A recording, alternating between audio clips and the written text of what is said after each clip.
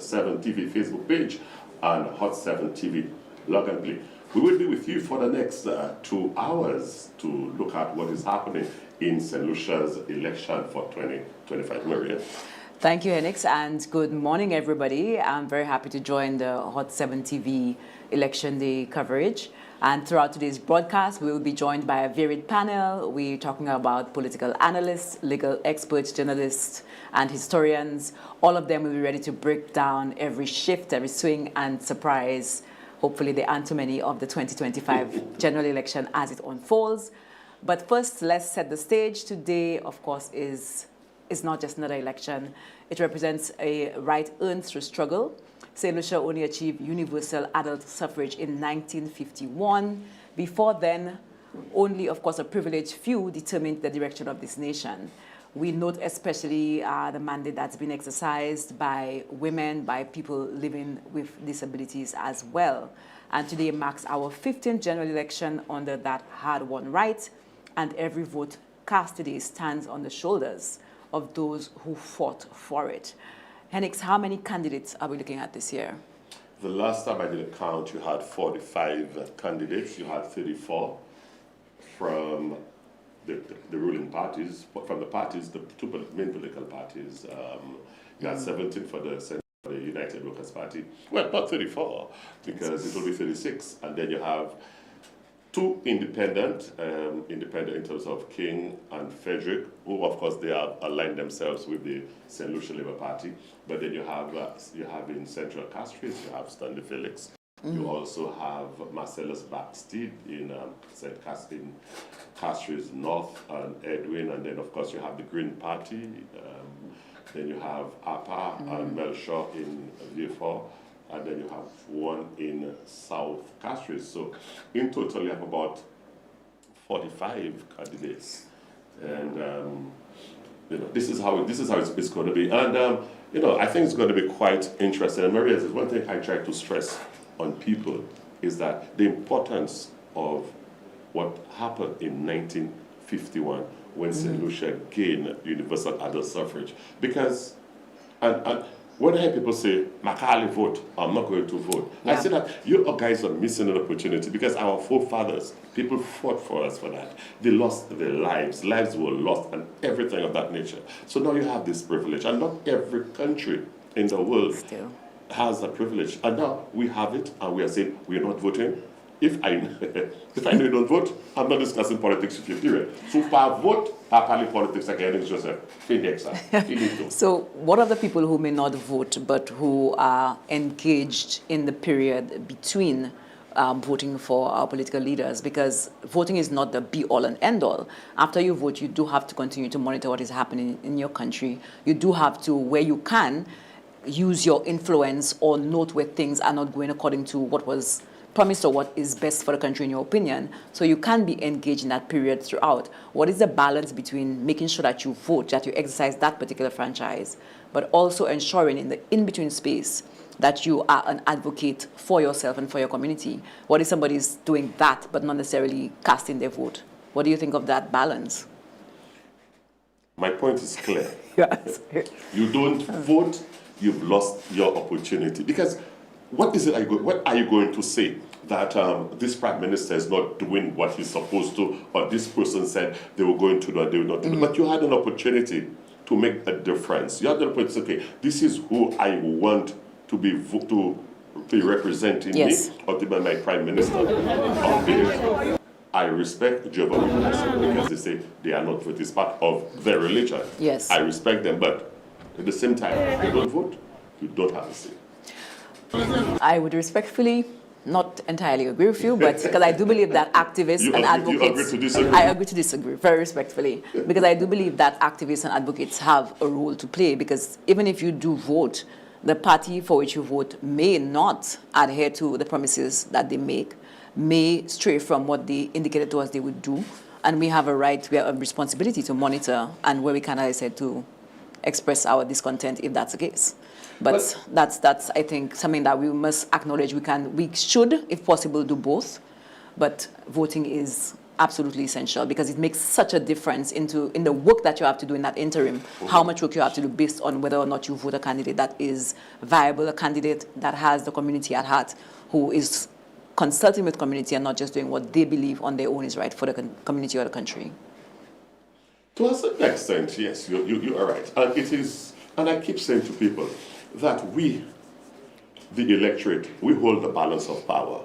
We elect Yes. a few persons to be the executive. It's just like you have a club. We all cannot be at the executive level, yeah? So we elect you to be at the executive level, and we're hoping that whatever decision that you are taking, it will redound to we as the people that you're supposed to be representing, not just a few. But Maria, when we look at the evolution, so to speak, of St. Lucia's politics, when we see back to 1979, when we actually kept keeping records, and after, when we get independence, then we had the 1982 period, and of course we have had the last 15, 20 years. What is your take? How do you see the election, the movement, the trend? For me, what I particularly note just the inclusion of women, not just as representatives and candidates, which some may say has not really improved that drastically, but I still feel as if just the empowerment of women and young women in particular to vote and to be part of that process, I think that has been consistent, and that continues very strongly. And of course, I did not hear too much this year about people living with disabilities and how they are included and made arrangements for, and how we ensure that people who are older have the ability or the opportunity to vote in a way that does not cause them too much discomfort and prevents them from coming out at all. I've not heard too much of that, but I think that's something that we are aware of and that we have spoken to an extent. So I think that happens. I know there's a challenge of polarization. We see a very, very strong separation of red and yellow. You mentioned several of the independents, but people generally look at independence as not really viable, apart from what Stephenson King and, of course, Richard Frederick have made very, very, very strong showings in the last elections and now, but in their campaigning now, of course. But we know that they are aligned somewhat with the St. Lucia Labour Party. So the independence is kind of... Yeah, I think the independence... Well, technically they're independents, but, the independence is questionable. So I don't know that St. Lucia has really a really strong showing for independence and an engagement with people who are independent. We seem to very much still be part of the party politics and not so much ready to express ourselves for somebody who may not want to be part of either of those parties. Yeah, I think we have interviews coming up with, I think, of the two candidates for Central Castries, that is Richard Frederick and Rush Clark. Excellent. Take it away, guys. Hello?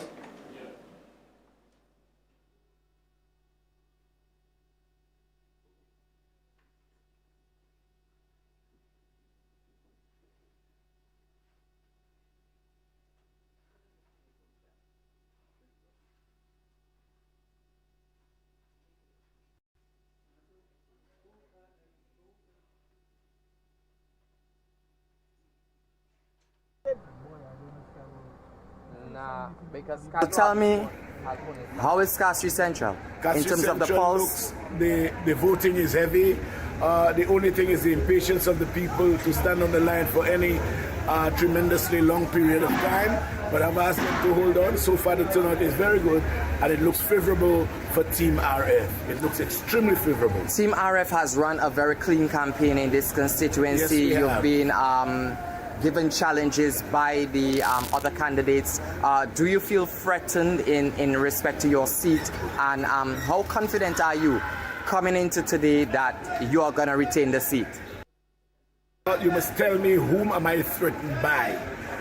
Is it the candidate Flabo or the Flabo one? I mean, I don't know which one of them can threaten me in this the votes, but I do know I will emerge with minimum 70% of the votes. And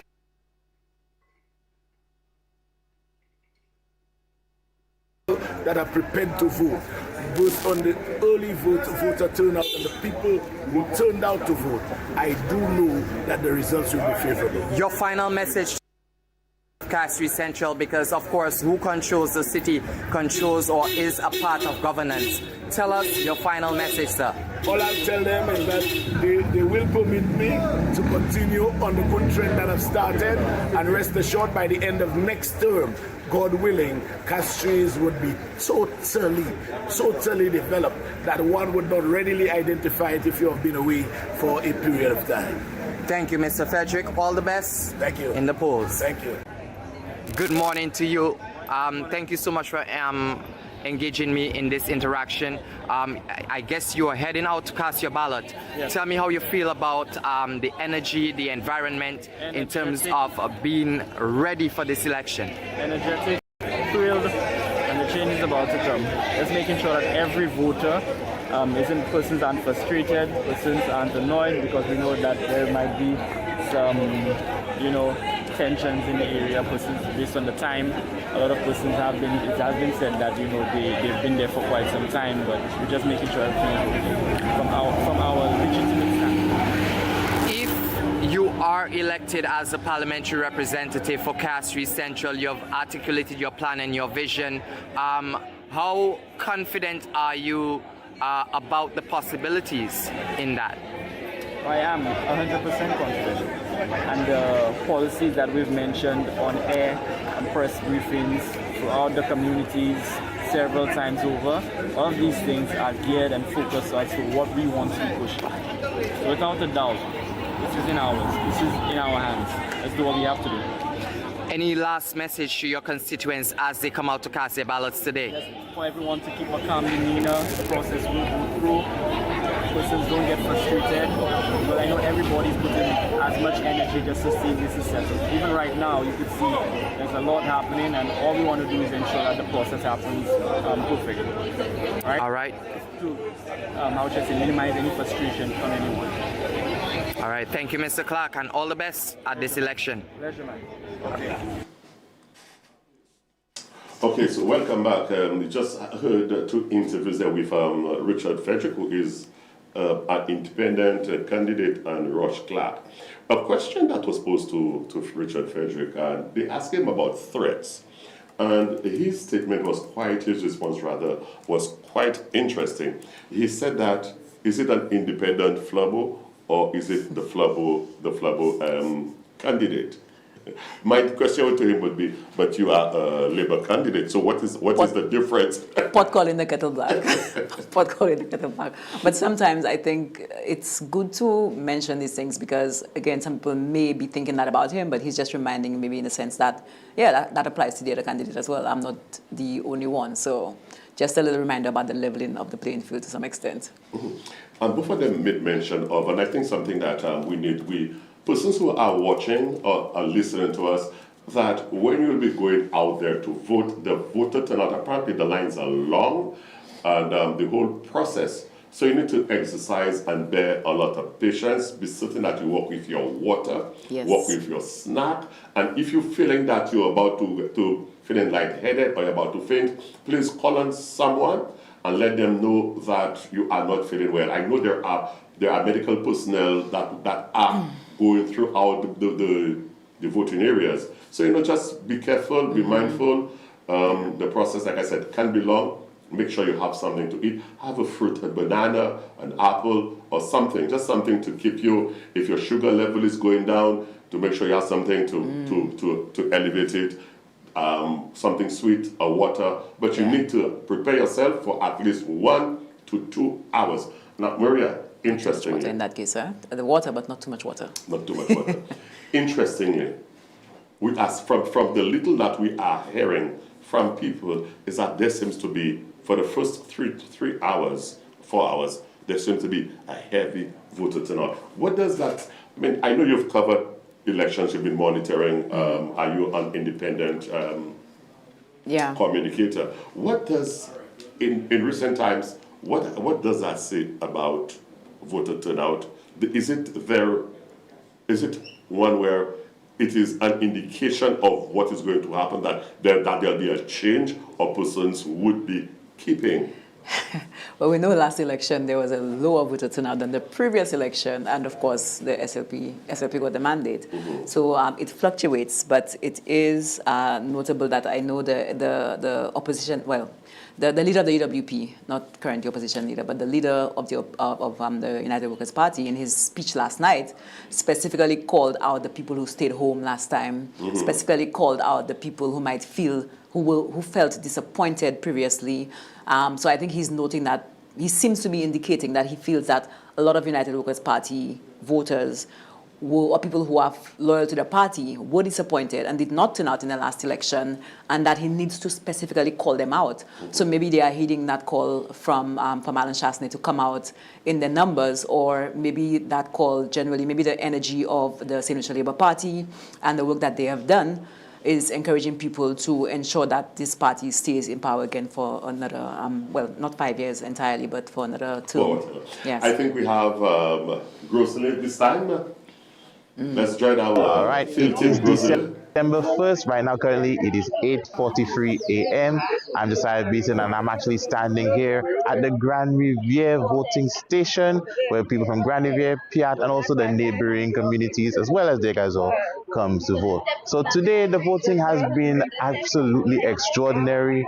Since 6 a.m., people have been coming out from the masses to actually come and vote, to vote for the candidate of choice. Right now, we're still seeing a big influx of people, and most likely we'll be seeing quite a few more as the day progresses. So we'll keep you updated with the voting on December 1st for St. Lucia general elections.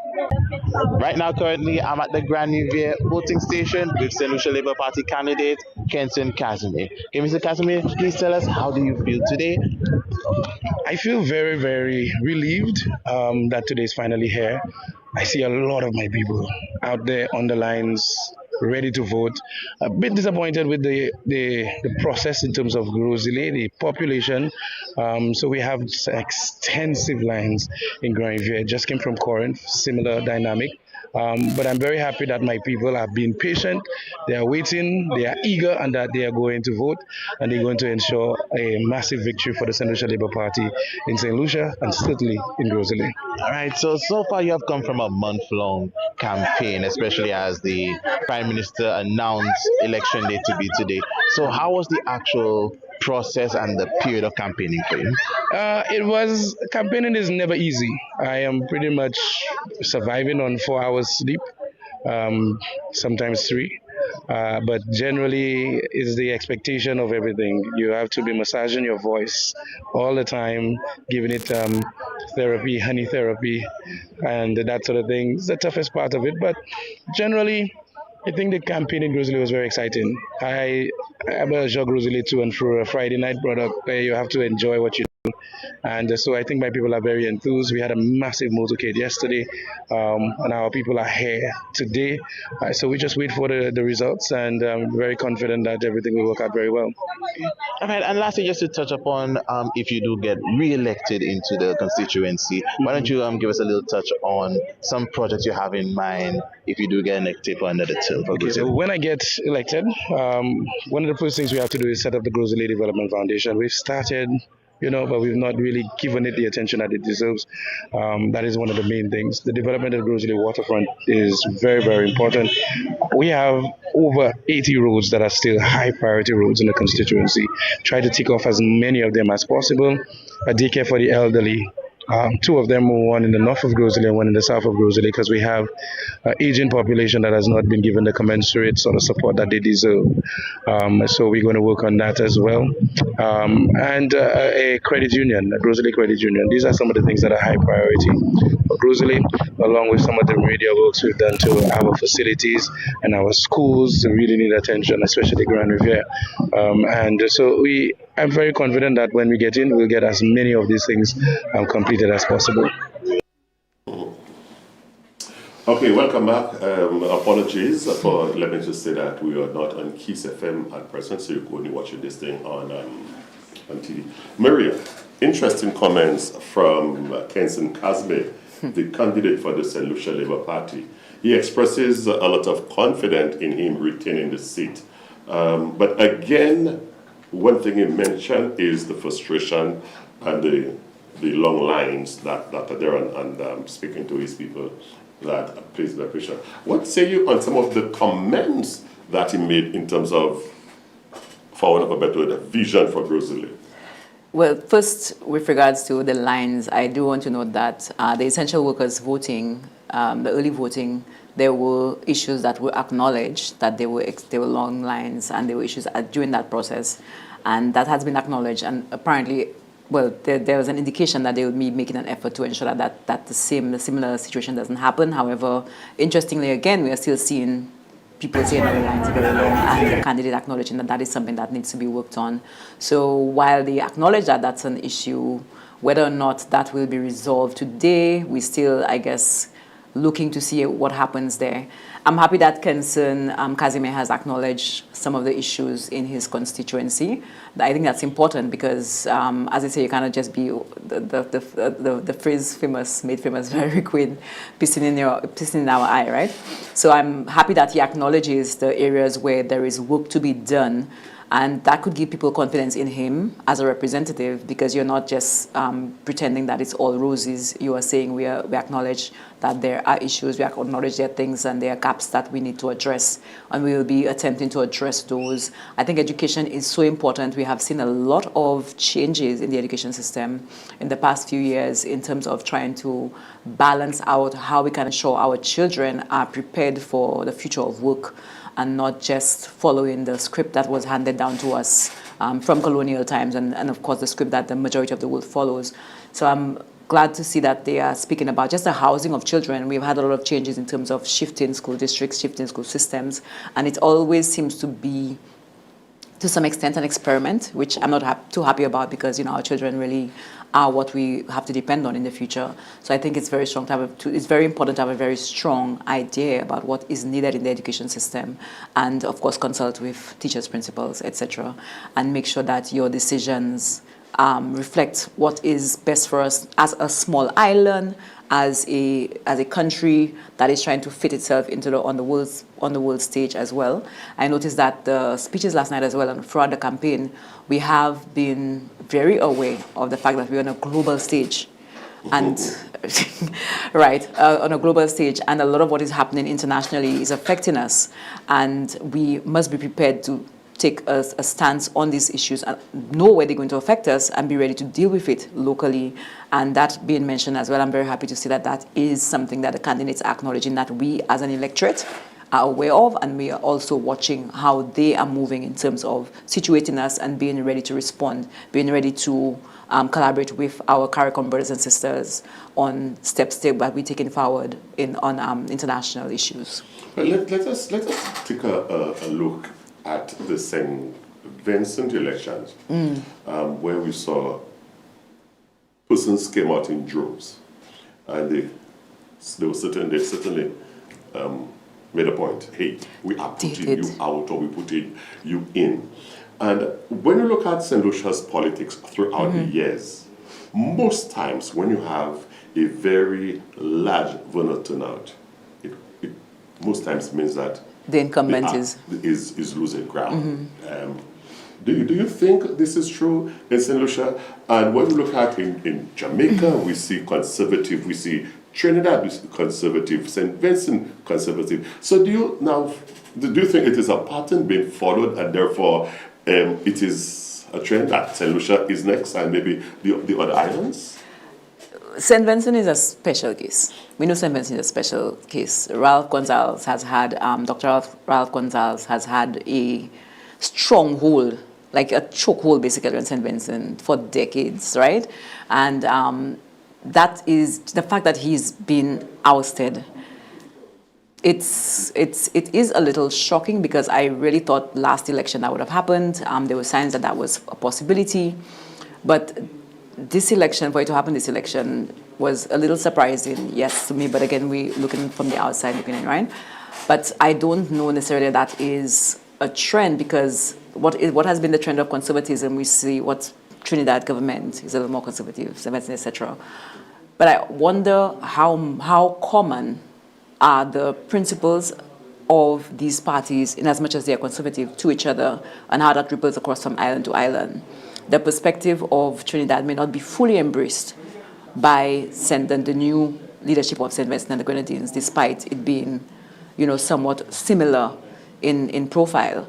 So St. Lucia, in the past, the UWP on the Island Shasney has been recognized as being a party that is conservative and that had leanings towards what is a more or less more conservative trend around the world, right? But we are not saying that will necessarily be the case here, because we have seen to some extent in the past year, particularly, that there has been some very harsh realities shown to us based on voting conservative and what conservative governance could mean for us as a world and as a region. So if we are looking broadly as to the ripple effects of conservative governments around the world, that may give people some caution now, because it's one thing to do that in the past and say, okay, we need to change and become more conservative because we have certain issues that we don't want to be progressive on. But when you see the effects of that on the ground, maybe that will give some people pause and say, can we afford to do that in St. Lucia as a small island? We are seeing the impacts, and the impacts have not been positive in terms of the economy in all of these countries, in terms of equality and equity in all of these countries. So the events of the past year may have given some people pause. But St. Vincent is very specific because just Rav Gonsalves, as a leader who is aging, whose party and is seen as one where it's more about nepotism than about bringing everybody in. And the campaign that was run by Goodwin Friday, and that seemed to be more inclusive and seemed to have connected with people in a different way. I think that's a different example. As we are going to join our roving reporters down in Vieux-Fort this morning. Bonjour, Vieux-Fort. 7 TV, and we are reporting to you live from Vieux-Fort South in the polling station at the Plainview Combined School. And right now we are with Vieux-Fort South UWP candidate Liana Johannes Paul. Liana, how are you feeling this morning? I'm feeling quite confident. Yes, very confident. And okay, what do you want to say to voters out there who probably they're a bit hesitant to go out to vote? What would you say to encourage them to come out and support? What I would say to them is that they need to look at the past 4 years, the performance of the previous government. So based on that, that would show them where to put that X. Think about it. Think of their life. Think of their future. Think about what is right for them in improving their quality of life. And these things will help them to make a sound decision. Okay, and can you tell us what key issues drove you to run up for this constituency? I'm going to be honest with you. Politics is never something I ever envisioned myself getting into. I just woke up one morning and that's just what I wanted to do, and that was it. That's how it came about. Okay, and so far from you being right here, what would you say is the voter turnout so far? I know it's still early, but the voter turnout, it's quite huge this morning. I have to admit, it's much more than it was in the last election. And it's going quickly as well. Yeah, but the turnout is quite okay. All right, well, that's all our questions for you this morning, Liana. Thank you for joining us, and we will get back to you with more updates from Vieux-Fort South. We're still in the Vieux-Fort South constituency, and right now we're at polling division K1 at the Vieux-Fort Primary School. And as you can see, the voter turnout is low. It's still early, it's just about 9:30, give or take. So we will give you an update as the day progresses. It's the same experience that we've had at the Plainview Combined School, where voter turnout is also low. Okay, May, what's interesting there for Vieux-Fort is that the other constituencies where you have had heavy turnout, they are saying that in Vieux-Fort it is not as heavy as the other areas. We just saw a lady leader candidate for Vieux-Fort. There's one thing that we must say. I know persons on the live, and let me thank you very much for your comments and observations. And they were speaking about this Rush Clark in yellow and also Kenson Casimir. You can wear the party colors, but however, you cannot wear symbols. So you cannot have anything, the logo, you cannot have anything like that. But the colors, most certainly, you could go with the colors. Mary, what's your take? Yes, I do know that there was some confusion. There already has been confusion with people believing that there are party colors being shown near the voting stations, but the polling stations. But we have to remember that there are also monitors. So the monitors from the different parties will possibly have their party colors, red, yellow, blue, etc. Just a certain distance from the polling station. They're there to assist people. They're there to make sure that people who want to vote could find their names on the list, etc. But yes, you can wear the colors. You just should not wear any indication that it is linked to a party, any symbol or any text that indicates the particular party.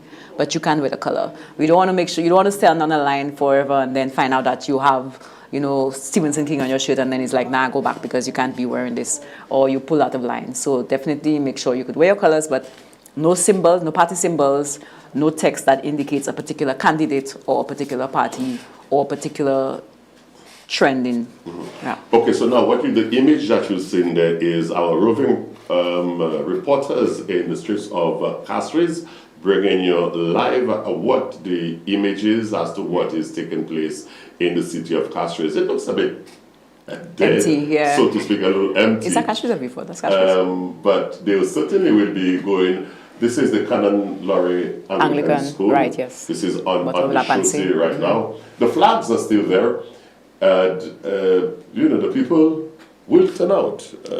Yeah, I think it's 9 o'clock. It's what time is it now? It's just about 10:30. Half past, yeah. So it's still early in the day. We know that it's a normal work day. People have had to go to work, so there may be people coming from work or taking their lunch breaks. That very early morning surge may have been people trying to vote before work. So there might have been a surge of people, especially if you're an independent worker or you're a business owner, an entrepreneur. Your business is up to you, so it's better for you to vote early in the morning and then go to work, open up your business, do these things. So that might be what that trend would have shown. In some areas, like I said before, this is low. Mm-hmm. Interesting you mentioned that, and let me just reiterate that you must allow persons a minimum of 2 hours for voting or the amount of time that is allocated. In other words, if it takes me 2 hours or more than 2 hours, you cannot you cannot fire me, you cannot pay or anything of that nature. If you do that, it is contrary to the Elections Act, and you could be fined up to $500 or 6 months imprisonment. So, tapez s'il vous plaît, place business, mettre business, quitter cette Lucien, aller voter l'année ça là. Ou pas ça dire ou pas ça aller voter ou pas ça tirer l'argent sur aller voter et ou pas dire comme ça ou ka faire ou ne pour ba yo moins qui donner du temps pour yo aller voter et puis ça là nous prend un petit pause actuellement et puis là nous vieux moi et puis Maria Fawal nous kay Fontenelle nous kay garder plus à ce qui ça qui a fait pour élection centrale pour 2025. Où était là nous kay vieux tout à l'heure.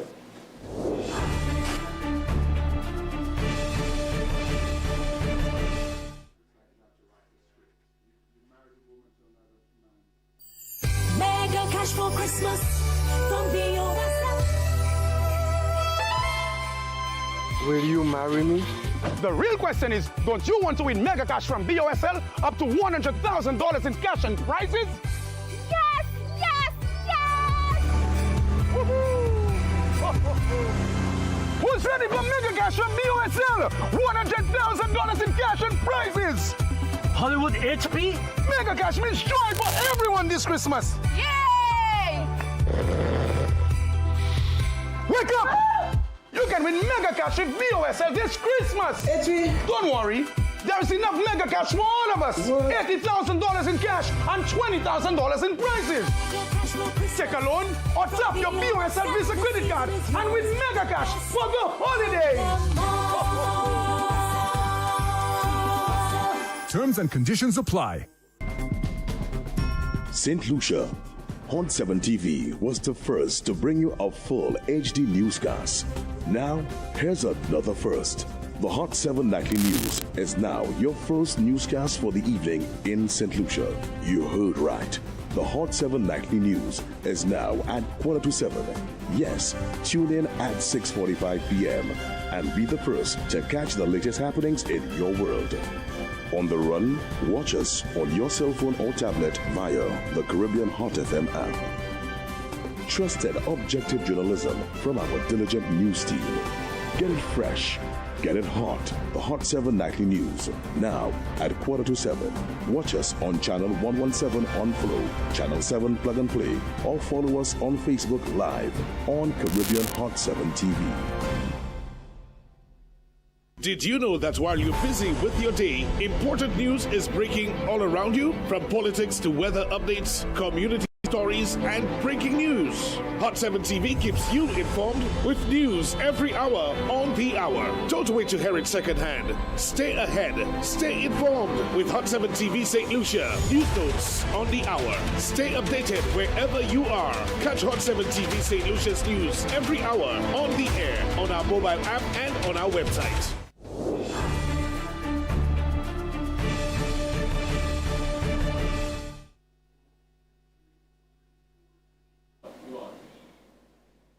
And welcome back to election monitoring with myself, Maria Fontenelle, and Henix Joseph of the set of D. Conway and on to election coverage.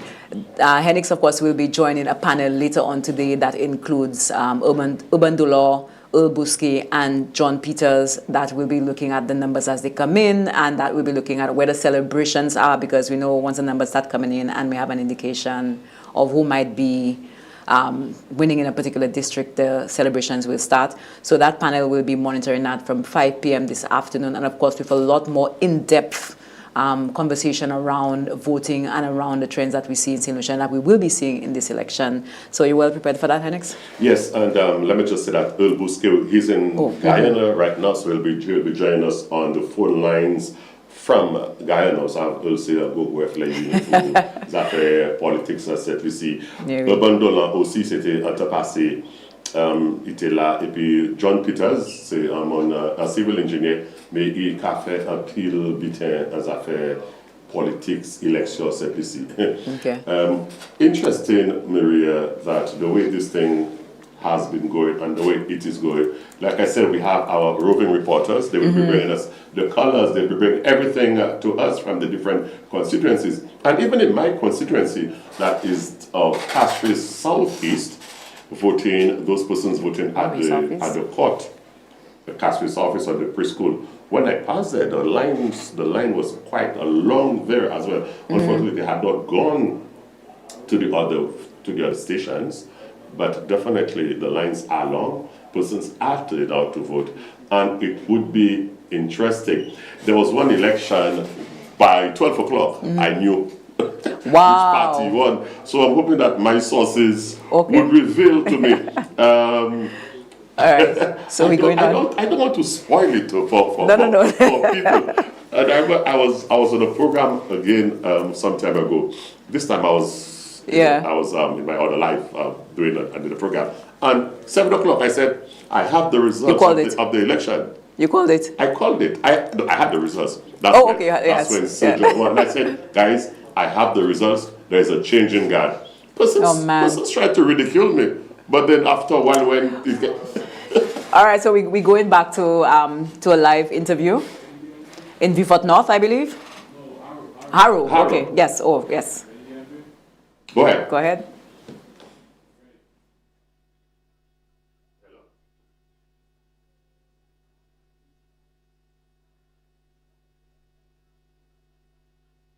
Castries Central at the campaign headquarters of candidate Rush Clark of the United Workers' Party.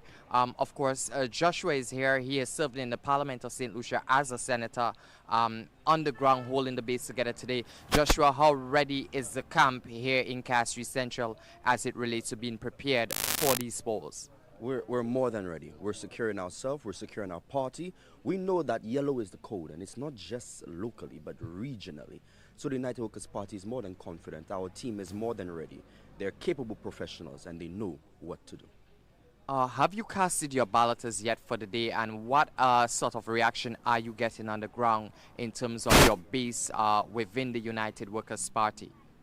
So I'm actually going in a few minutes to go and cast my ballot. You know, you have to make sure that the sanctuary is ready and the team is ready before you go out and do your due diligence to go and vote.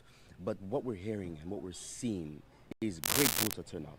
The people are confident in the United Workers' Party. They're confident in the plans of Alan Michael Stasny, and they understand the importance of it to vote. So we encourage everyone to come and vote. We understand that the lines are quite long. We ask that you exercise patience because it will be worth it in the end. The United Workers' Party has a lot to offer you and your children, your grandchildren will benefit from these policies. So we just ask that you exercise patience and you make sure that you practice your democratic right to vote. Castries Central, one of the seats that is going to be looked at heavily because we, of course, have an independent candidate in the person of Stanley Felix. So we also have independent candidate Richard Frederick contesting in this seat. Is the United Workers' Party base threatened by the presence of these two independent candidates? No, the United Workers' Party is not threatened by these individuals. Actually, it just gives us even more drive and a greater boost to cast that ballot for the United Workers' Party in the belief of Rosh Clark, who will be the next parliamentary representative for Castries Central. So we are not threatened by their presence. We are secured in who we are. We are secured as a party, and our youth believe in us, and we're going to make sure that we right the wrong. Thank you so very much, Joshua, and of course, all the best at the polls for your party. Thank you. Okay, that was a live update of what is happening in Central Castries, the headquarters there of the United Workers' Party. And I think right now we'll be heading down south again. This time Nokali V4 North Kote Nuni Kakal, Alex Zavi Kakal, who is the United Workers' Party candidate for this year's election. When I came about 6:50, the line stretched all the way about 200 meters. Lots of persons on the line, they were ready to vote. Yes, persons were on the line from about 4 a.m. waiting because they had to go to work, but everything seems really good. I rather predict that we'll have a very high voter turnout. Yes, and just like the police, the essential services, I did cast my ballot right on that line in view. Capacity Kakal, welcome back to Election Central. And that was Kakal. And Maria, we are seeing, and everyone is saying the very same thing.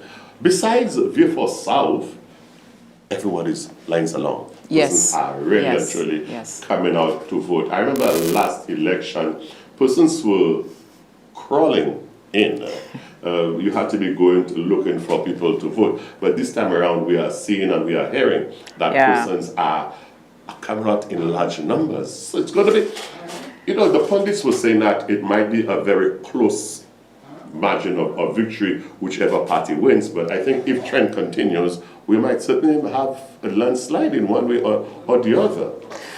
That has been the trend, but I think I don't know this. I'm not like you. I could just look at the numbers and be like, hey, I know who's going to win. So I think the country does benefit from having a solid opposition, but having people in the seats doesn't mean that you have a solid opposition.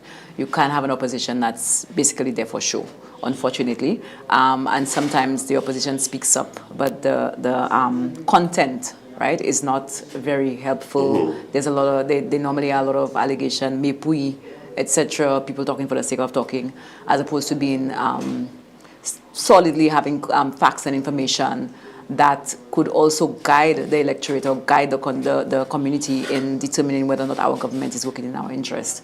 So I think we benefit from a strong opposition, and I hope that, I really do hope that we have some balance, honestly, and I hope that we see a few more women, female representatives. No, I do hope that we do. It's important. I know that some of the women, the very conservative leanings of recent female leaders in the Caribbean space has not given people confidence in, let me just finish the thought, confidence, but I think it shows that people keep thinking keep attributing special things to women because they're women, but it shows that women have diverse views and women are not a monolith and we act differently. Because we're women doesn't mean that we're going to act in a way that is considered feminine or that is beneficial to females. However, it is important to have women representing, regardless of their politics, because it represents the equity and equality in the community as well, and that everybody has a voice. I will. When we're going to be joining our reporters again. We'll come back. I've got a very interesting question to send to you. Let's go live with the roving reporters. So we're currently in Marshall, one of the voting districts. Of course, we expect a lot to come out of this area, considering it is the constituency of the incumbent Prime Minister Philip J. Pierre, and he has represented this constituency for a very extended amount of time. He's seeking another term in office. So we're coming to you live from this area. Of course, we're seeing high voter turnouts on both sides, both on the side of the St. Lucia Labour Party and the United Workers' Party. We've been seeing the transition in terms of persons coming in, being transported, the usual election day vibes. So of course, stay connected. We'll connect back with you right here in Marshall as we look at the results later on this evening. But of course, I can tell you, high voter turnout at the Bishop E. Charles Primary School. Stay here.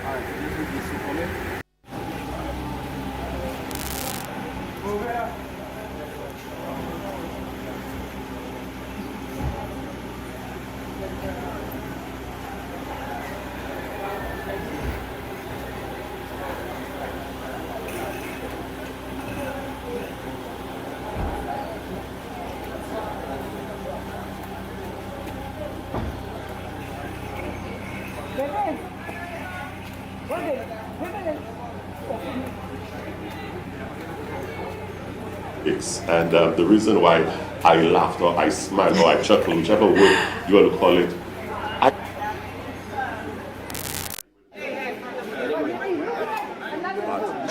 I am very willing. I'm willing to be a candidate, but I think I don't think I fit the profile of what a political party would want as a candidate. To be honest, I feel that we have a very normative. We like to have women. Not just women, but we like to have a very normative representation of our candidates, and I think that sways voters. I don't want to say it vaguely them, but I noted last night, for example, how Alan Chasney literally gave a whole prayer before his speech, and again, that is kind of speaking to people of a religious viewpoint to make them believe that you have a very strong religious leaning, that you will do what is morally right for the country based on your religious profile. Philip J. Pierre did mention, of course, he did say, God bless you, that kind of thing, because we are a Christian nation, majority Christian nation, so we do speak to that. So I would love to go up and to be on the slate for any of the parties. Well, not for any of the parties, but I wouldn't say which party I'd have a preference. You have your political right, I would have, yes. I respect but that. I do feel that we have a very normative representation. I noted that there was a lot of comment. There were quite a few comments about the appearance of our female candidates, which disappointingly, again this year, their appearance, their romantic life, that's very disappointing for that to be the focus, because we keep saying we need to focus on policy. Again, we did have a focus on race. Again, that appearance. So there are things that do speak to your ability to lead, do speak to your politics to some extent, but if you cannot make the link between somebody's appearance and their politics, for me, why are you mentioning their appearance? If you cannot make a link between somebody's race or their heritage, right, or their ethnicity and their politics, why are you mentioning these things? So I think there's space to talk about that and to diversify the representation in politics. We know that we have a lot of people who previously you had to be married. You had to be a man who was married, you had to be a woman who was married. We're moving away from that and moving into a more diverse representation of what your candidates could look like. But I think the electorate still has some sensitization that needs to happen to focus on people's policies, focus on their history, focus on their achievements, and not going to just simply, who you're married to, whether you're married or not, whether you straight or gay, because that's something that has come up as well. Because people who are single, they face that kind of allegation. If a man is single, that's fine. He could be, engaging in different women. That's okay. If a woman is single, she has to be very careful about whether she has a man in her life or 1, 2, 3, or you have to think of all these things, which I don't think matters, but which people still use as a yardstick to determine whether you're a good person to represent them, to represent their constituency. So I think we have some sensitization to do, basically.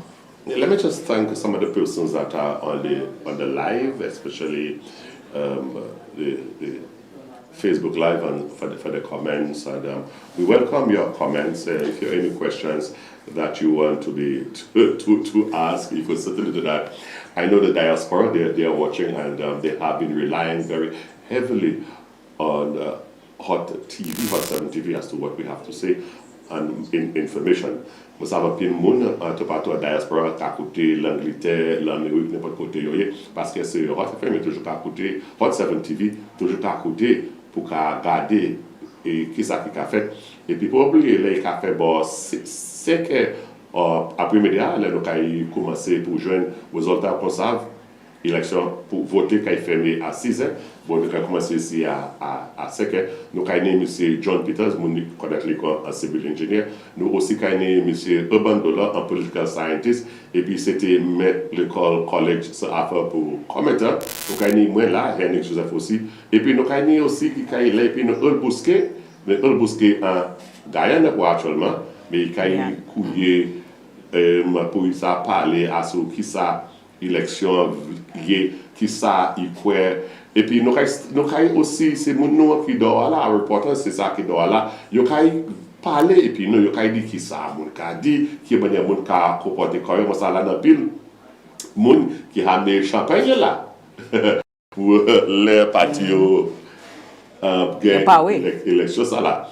Et puis aussi là, une petite blague, il y a dit que ça à l'hôpital, supposé ni à chaque fenzik, à chaque panadol, et à chaque papier chaud. But what I would say is no panadol necessary. What you need is a malt or Guinness, because what it means if your party doesn't win is that you have to buddy well, body well, because what it means is that you have work to do in the next 5 years. It's not about a headache. That's not a headache. It's just life happening, lifing, and now you have to get ready to do the work in the next 5 years. And I hope that is the attitude that people take, not necessarily of disappointment and be so upset.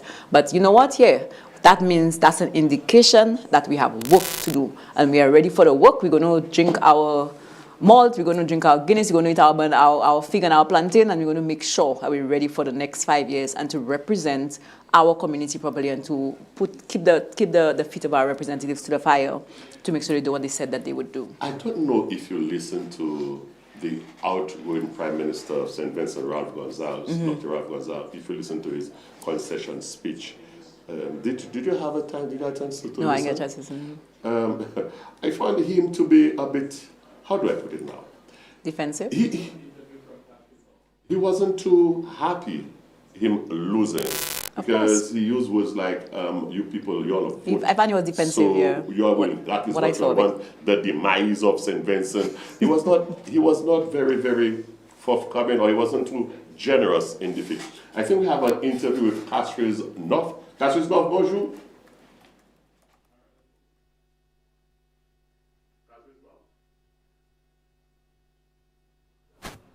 And we are live in Leclerc. Of course, we know that the Honorable Stevenson King has been the parliamentary representative in this constituency. We stopped by. He's not available right now for an interview, but we are speaking to constituents who have exercised their right to their franchise in respect of voting. Sir, tell me, what is your opinion? How do you feel having voted already? And what have you been seeing in terms of the presence on the ground in relation to persons coming out to the polls? Well, so far I find Mr. King is always there for us. He's always there for us, and I believe people have the right to vote. You understand? So I never seen no other party come like where King have been there for us. I never seen no other party, but all the time I see Mr. King. He's always there. So that's why I vote Mr. King. He's always there and he's always checking on us, and good vibe. Do you believe that Honorable Stevenson King will be re-elected to represent this Castrice North constituency? And what are some of your expectations of his representation should he be elected as the next parliamentary representative? Well, certain things they say have been already done so far, and I see no excuse, no vibe, no drama, and I believe Mr. King will all be there. He'll be there.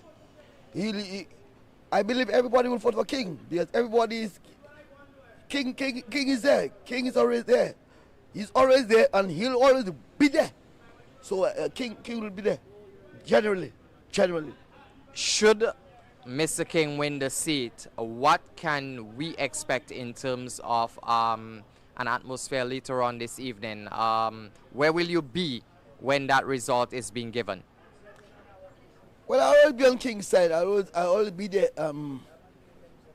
I will be there, and that's what I would say. I will be there. I'm there presently, and I will always be there. That's what I say. Thank you. Thank you so very much. And of course, as you heard it, this constituent is confident in the representation of Stevenson King as his parliamentary representative. The votes are still out early. We are going to continue assessing this as we move through the constituency. This is a hotly contested seat. You have the candidate of Marcellus Backsteed contesting here. You also have Stevenson King. You also have as well Edwin.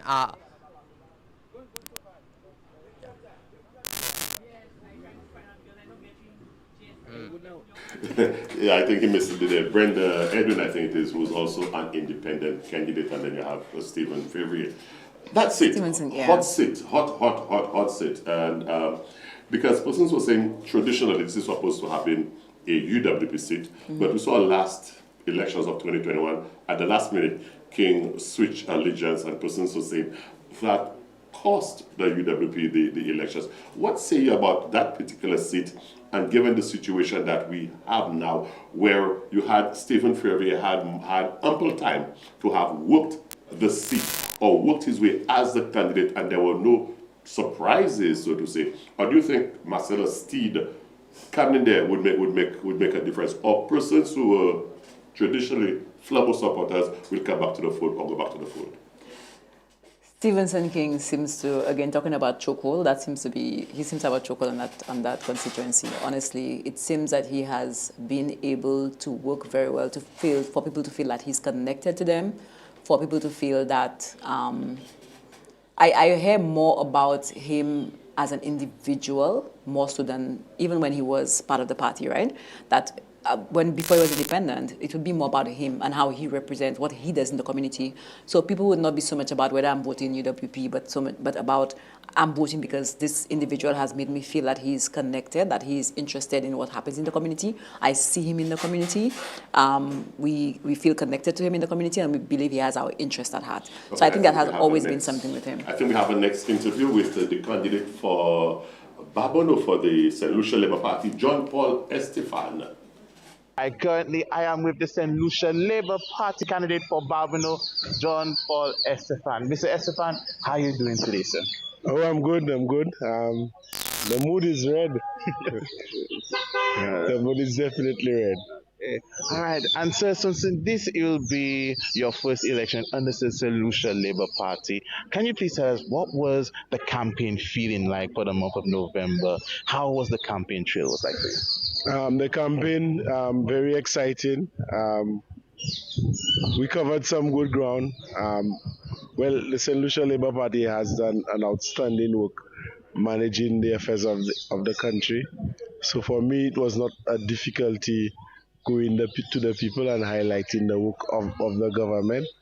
And I believe that the people of St. Lucia will give the government of St. Lucia, the government of the St. Lucia Labour Party, a decisive mandate going forward. Okay, and we know that last week the leader of the St. Lucia Labour Party, Philip J. Pierre, has released the St. Lucia Labour Party manifesto. So why don't you tell us as well about your insights on the manifesto? How do you believe, how you think it is? And also, can you give us a little rundown on, if you are elected representative for Barbono, a little rundown on what you have plans for the constituency? The government has focused heavily in putting people first, and the manifesto will continue that drive in making people the center of the development agenda for St. Lucia. We're looking to embrace technology a lot more in most of the things that we do. So I believe the people of St. Lucia, they are happy with the performance of Philip JP, and they will give him a second term as Prime Minister of St. Lucia. All right. Thank you. Perfect. Thank you so And good morning if you're just joining us. I am Maria Fontenelle and I'm here with Henix Joseph and Estefan, of course, ending with a very, very strong support for the leader of his party and our Prime Minister, Philip J. Pierre, and not just putting faith in his representation, but also linking that to the party structure broadly. Yeah, I think we have Titus Privel. I think we have an interview with Titus Privel. Let's go to that one time.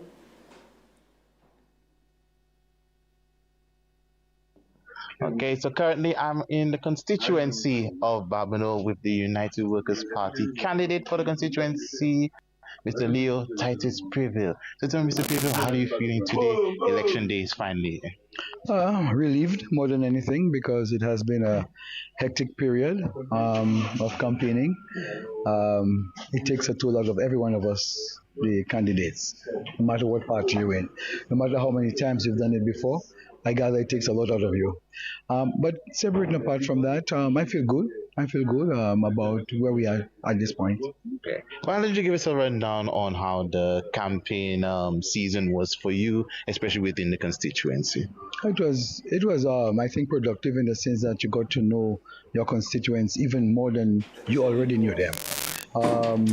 As you know, I'm Thank from you the very much, constituency, Josiah born, Bissett, for raised, that interview there with Mr. Titus Privel, or rather Titus Privel, who is the candidate. We'll come back to this interview. We'll come back more with this interview. Of course, Moussa say Henix Joseph. Puis les bons matins, mais la première occasion, Mr. H. Two young persons in Babino, of course, John Paul is a lot younger than Titus Privel. Yeah. And they're two novice, so to speak. What do you think of Babino? There is an interesting say that Babino and Grosley, they normally are the deciding factors because wherever Babino and Grosley, wherever they are, whoever wins that always or most times Indicates the government. Yeah. Well, you say we're breaking precedent this year, so we'll see what happens if people have the stomach for breaking precedent. But it's good to see a prevail. The prevails have been interesting this year because there's been a bit of a fissure there in terms of where they fall. But we have Titus Privel for the United Workers' Party, which is I think which has seemed to have drawn a lot of people, positive response from a lot of people. So I'm not sure if that's going to redound to the party itself, the actual party and how the voters vote in their favor. But I know that there seems to be an energy for Titus Privel for his candidacy as well. So we'll see what happens. But leadership is a serious issue in this year's election. Leadership has played a role a lot. People have, even last night, I think, Philip JP in his statement noted leadership is an issue. Both of the parties are noting that leadership is important. But we are now going back to the interview with Titus Privel, and we'll continue after. United Workers' Party candidate for the constituency, Mr. Leo Titus Privel. So tell me, Mr. Privel, how are you feeling today? Election day is finally. Relieved more than anything because it has been a hectic period of campaigning. It takes a toll out of every one of us, the candidates, no matter what party you're in, no matter how many times you've done it before. I gather it takes a lot out of you.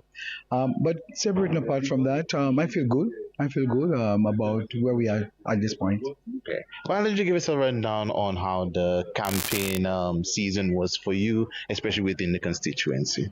It was I think productive in the sense that you got to know your constituents even more than you already knew them. As you know, I'm from the constituency, born, raised, live most of my life here. And I've always been here, my garden here, my family here, so I've always been here. So you know the people. But when you get into politics, people become involved with your life at a deeper level. And so what I have discovered is that the level of trust that people have in me by sitting with me and telling me some of their own personal issues has caused me to look at the entry into politics as something that is far bigger than just making policy. It is about working with people, real people, and guiding them in many occasions to options that perhaps are already before them, but they have just not recognized them. So to me, that's how I see following my victory here today and the victory of the United Workers' Party. That is the sort of politics I expect to see us practice more and more in our country. And just to round it off, why don't you just tell us like some plans if you do get elected as representative of Babino? What plans do you have for the constituency? A lot of it has to do with the young people in the main, because the young people are the future, right? If we don't treat with that right now, we can only set up ourselves for more problems and failure later. So we have to pay attention to treating with young people in all aspects of their lives, from the abundant energy they have, which requires channel, to helping them establish their own businesses. And this is what our United Workers' Party is about. We have our program of work in our manifesto treats with young people from the point of bus subsidies to tertiary, at Southwest tertiary education, tuition free, to helping them enter the world of business with grants and technical support, to helping them buy their own homes through a mortgage deposit program. So you see, we have a focus on taking the young person through an entire process. And of course, along there you have the focus we have on creative industries and manufacturing and self-actualization. So our parties bent on ensuring we do not create a next generation of persons who are dependent on government, but more persons who are independent of the government. And that is our philosophy. Apart from that in Babonneau, apart from focusing on the young people, obviously agriculture is critical. So we have to spend significant amount of time organizing the sector, from organizing the farmers themselves into clubs and groups and associations, to getting resources into their hands to make the process of agriculture easier on the production side. Subsidies for the inputs, to helping them get access to markets.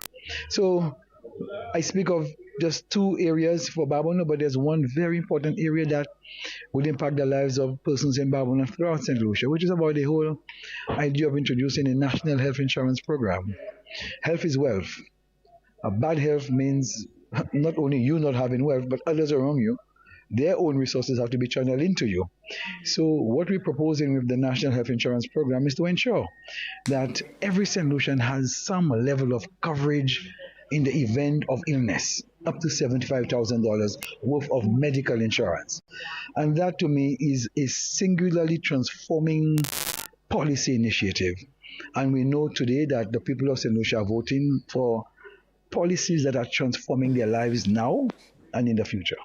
Yeah, perfect. Thank you so much. And welcome back to the studio, Maria Fontenelle with Henix Joseph. And that was an interview with Titus Prevail, seeking to represent the community of Babonneau. And I did want to mention Dr. Virginia Albert Poyot, who served as the SLP representative previously. And to my point earlier about working in the in-between space of elections, she is a former activist.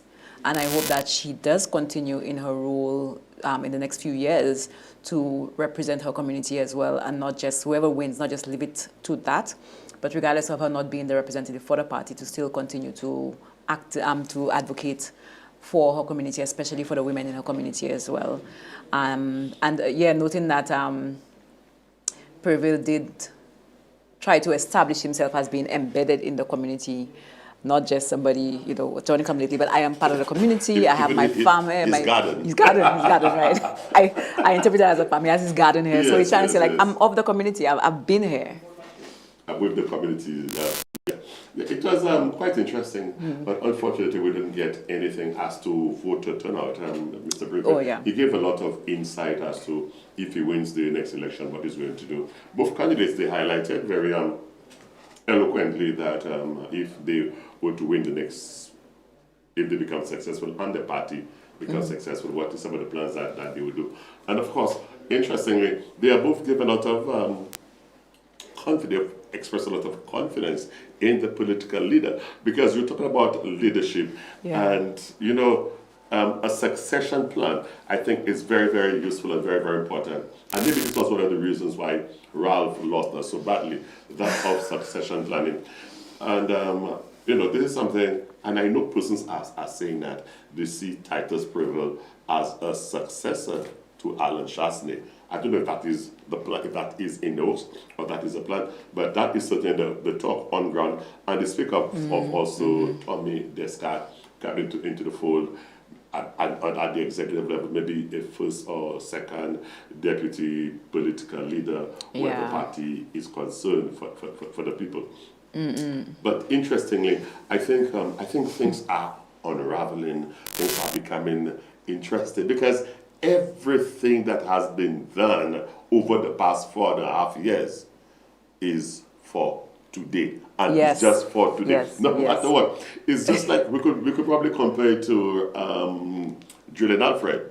Yeah, right. Yes. 21 years of practice for 27 seconds, and that is the victory is everything, or the victory or the loss is everything. Yes. Yeah, but so I everything, agree, yeah. all the preparation is just for today, and once today is over, then there is a new beginning, a new dispensation. Whether the St. Lucia is going to continue with the St. Lucia Labour Party, or whether they will hold true to trend and changing every 5 years. Right? Yeah, we again, you seem to feel as if this year, well, not just you, I think there is that kind of energy that this year things are changing. And of course in Babonneau it's really two new people in a sense. They're not new, but they politics, political novice.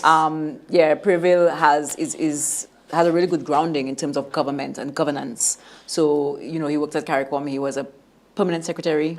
Right. Trained journalist. Right, exactly. So he's coming with a very strong profile, although he is kind of new to that kind of role. So the talk of him potentially being the new leader of the United Workers' Party, I could see that happening, because there needs to be somebody who is really strong in governance. But we know that internally, there's politics in party politics. So you do have to be able to navigate that internal space as well.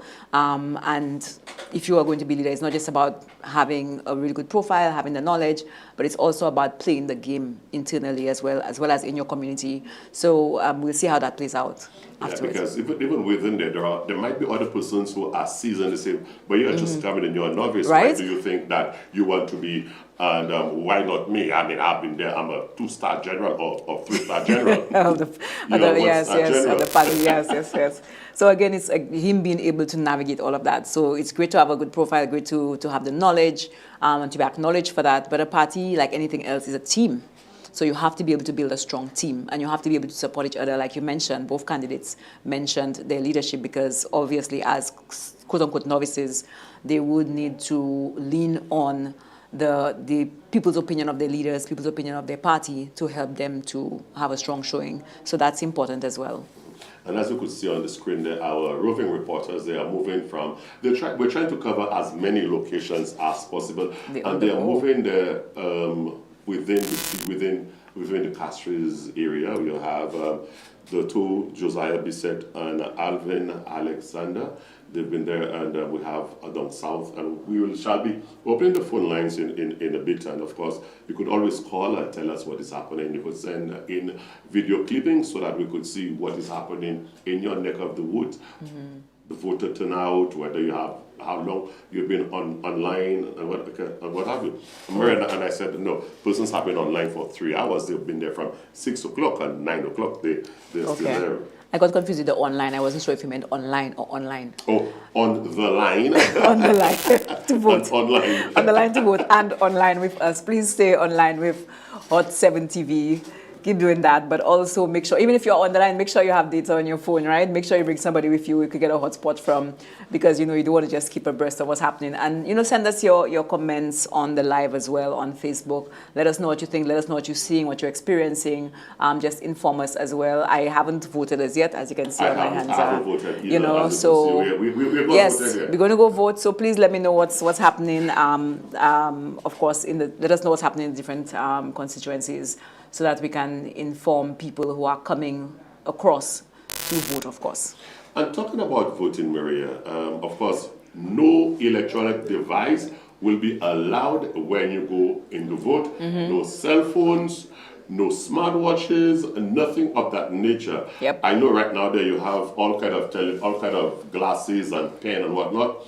If you are caught with any of those things, I'm asking you, please, don't take the risk. Play do, et pour souple, pas aller puis phone, pas aller puis caméra, là ni lunette actuellement qui ni caméra dedans, là ni pen qui ni caméra dedans, pas aller et puis pièce c'est ça parce que moi ça en chaque délai vous voulez peut-être pour dire cadeau sur votre banc m'a l'argent. Si vous jeune a fait ça, ou kay aller l'argent. Et puis moi pas vle savent pour l'argent, moi vle waiter. And the other point, Maria, and all the calls, of course, must be made. If you are making calls when you have your phone, you do that before. When you're in the line, before you get into the voting area, you can make those calls, take your pictures, whatever. But once you get past a certain point, understand, just put everything away, do what you need to do, so that you make sure that your vote counts. And something that happened this year, and I was quite pleased, but I cannot remember it ever happening, that they went to the hospitals and they set up so that persons persons were able to vote. And talking about that, there was an interesting question I asked Claudius Francis as Commissioner Emeritus to the Electoral Commission. When you're out on remand, you can vote. Yes. If you're in on remand, you can vote.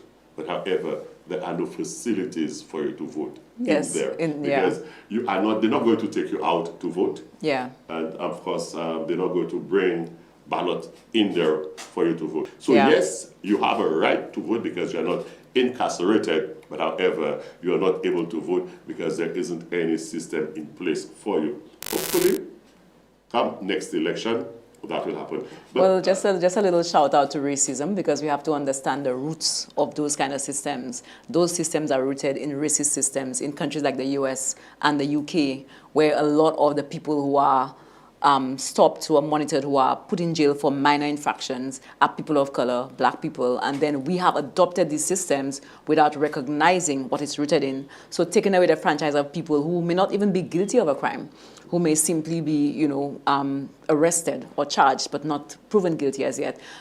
Denying these people the opportunity to vote is rooted in racist systems. And when we adopt some of these systems from overseas, we have to understand where it comes from and change it for our context. And as you said, hopefully, next election cycle, some effort is made to address that, because we have seen efforts made to reach people wherever they are. So hopefully, fingers crossed, that will be taken care of. Well, not just fingers crossed, but also, as I mentioned, advocacy, activism in the space, and that will change. Let us look at some of the constituencies. We see constituencies like Grosile, Castries Southeast, Choiseul. These are some of the three largest constituencies. I mean, Grosile, you have about 25,000 registered voters.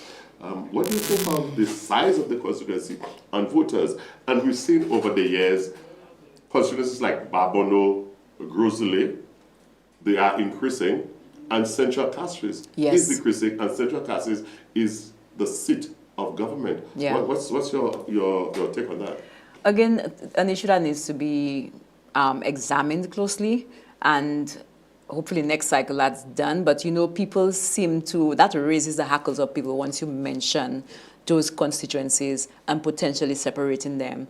People note that there are other countries where constituencies are bigger, and you should be able to manage a constituency like that. Somebody as young as Kazime, who won the mandate in Grosile, people are worried about whether you are capable. As I mentioned earlier, he did note that there are some things that were not managed in this particular cycle and need to be taken care of. There are gaps that exist.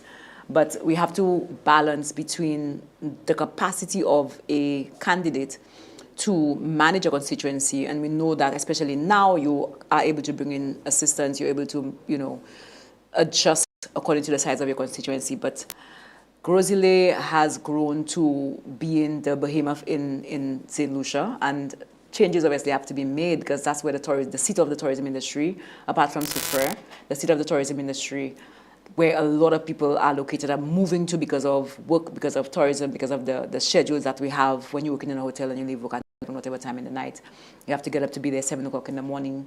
People find it's better to just move. But we also find that not everybody is changing where they registered because of changing where they live. So while Grosile may have a huge population, how much of that population is registered in Grosile is also something of note. So I think that requires a lot of examination, and I think it needs to be re-examined. Honestly, 2026, that should be done a little simpler.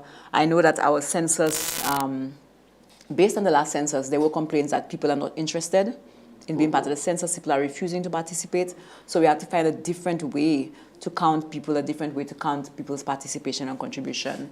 And that should be an area that the Census Department actually looks at, the Statistics Department looks at and deals with next year as well. But I know people there's always a whole drama when you even mention the possibility of changing anything in a constituency like Grosile or Choiseul or any of these constituencies. If we look at over the last 3 election cycles, and I want to look at the whole question of rejected ballots. You don't see ballots, rejected ballots. You see in 2021, the last election, there was 1,694 rejected ballots. Yeah. In 2016, 2,223. 2011, 2,168. Significant difference between 2016 and 2021. However, 1,694 rejected ballots. I find this to be a very high figure. I think the voter turnout was lower though in that year. So that does represent almost 2%, I think, of the vote in 2021. But the turnout was a little lower, so it would be more looking at the percentage. But I would hope also that we continue to have education around that. I volunteered at Growell in Grosile, and I came by, and the Care Institute, the principal there was having a conversation with the students and was educating the students about the rules around voting, not just why voting is important, but what are the practical things that you need. You need to have your ID card, you need to have your passport, you need to have some documentation. This is the way, this is what happens when you come up to the polling station. You will see the monitors there. This is when you go inside and they take away your electronic devices, they give you the paper, they give you the pen. What happens when the whole process? And I think more of that needs to be done. I'm not sure if we're going to look at maybe making sure our Form 5s in a secondary school will have that education, because waiting for you to be in Sao Paulo is not everybody. Of course, that's a percentage of the population.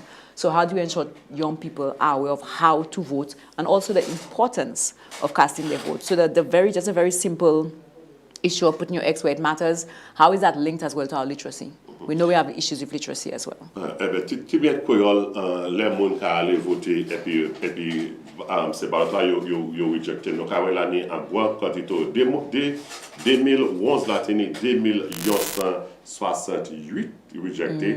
2016 la teni 2,223. Epi denye eleksyon 2021 se 1,694. Et puis là, nous avons dit ça, c'est un pile vote qui a rejecté. Bon, nous avons dit dernière élection, 1,600 et check, là peut-être. Et puis nous avons dit peut-être parce qu'un chaque monde parti aller voter. Mais avant de nous continuer là, nous avons dit pour notre interview. Et puis, Calix Kakal Xavier, Vieux-Fort Nord. We're at the Vieux-Fort constituency with UWP candidate Kakal Xavier. How confident are you feeling at this stage of the day? I'm very confident, very confident. I came in from about 6:30 and the lines were extended to about 200 meters. A lot of persons on the line. I think it's because they had good work. Most persons came in early. It's trickling at this point in time. Hopefully a little later it will be the same again. I'm very confident. I could spot on a lot of persons on the line that I know will do the right thing, and the right thing is vote for that X by Calix Kakal Xavier. And what does today mean for you personally?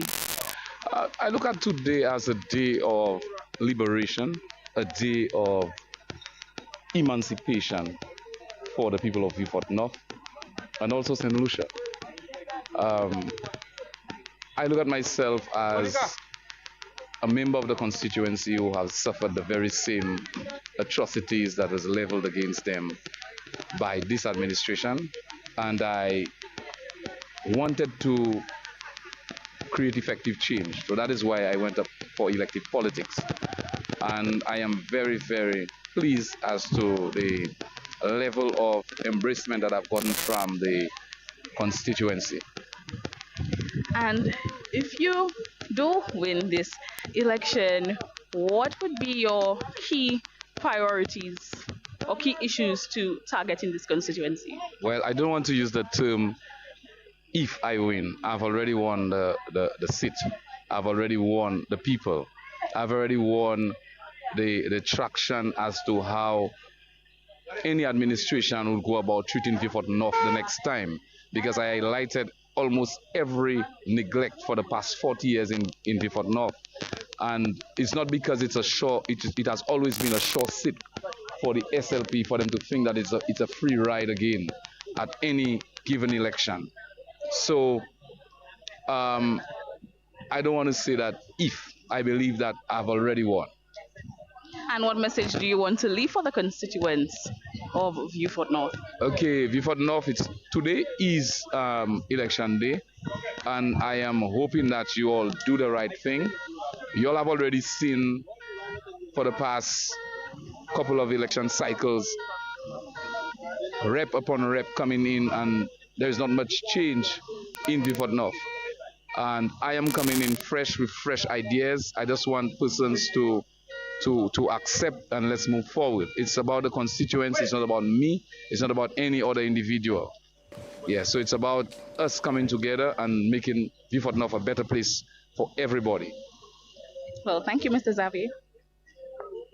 And there you have it, guys.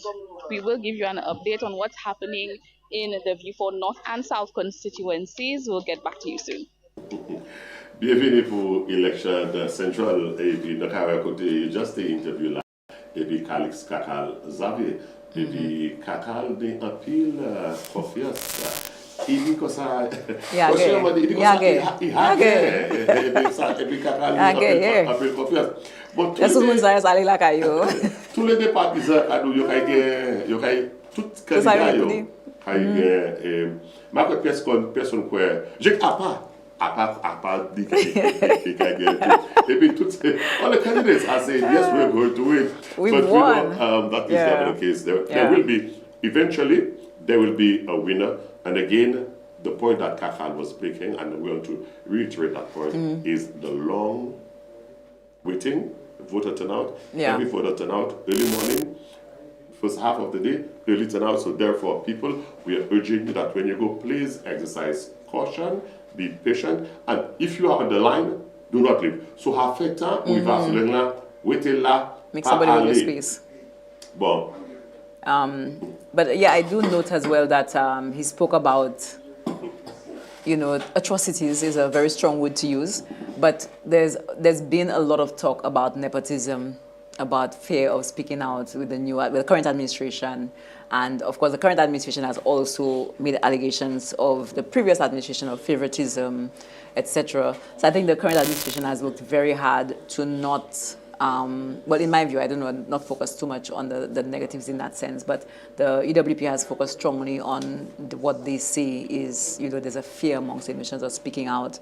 I don't know that I see that on the ground, but that seems to be a story that they want to tell. They want to make that an issue with regards to, I suppose, when you're not hearing about them too much or seeing people being visibly UWP, then you could say, okay, that's because there's a fear in the country, as opposed to saying maybe they just have not that many people who want to show that they're voting for UWP, but it's not something that they come with any meat, any factual information to say this is happening, but it's just allegations being thrown around, and I think Kakal mentioned. Let me throw something at you. I will not ask you which party do you think is going to win, but do you see it as a landslide as to what we had last election, or do you see it a lot closer this election, given what is happening right now with very early voter turnout? I see the SLP has made a very strong showing, but we know St. Lucia's penchant to flip. We know we like to change rates, right? We know that, so you have to take that into consideration. So what I expect is that there'll be more of a balance. I expect there'll be more of a balance. There'll be more of like just a few more opposition people in the House as opposed to just this very, very, very strong control by the winning party. Okay, so I think we have another interview this time with the candidate for the St. Lucia Labour Party, qui est aussi chairman partisan Labour, Moses Moussa Jabatis.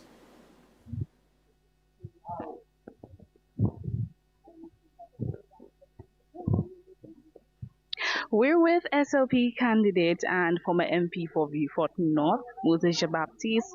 How are you feeling about the election today? Well, I'm very, very optimistic. I feel good about what I'm seeing. From this morning, very early this morning, the lines were very long, and voting in the morning certainly seemed to have been very heavy. And we continue to do our work. We continue to go out in the community and to get as many voters out as possible. But it is still very early, and so far it looks very positive.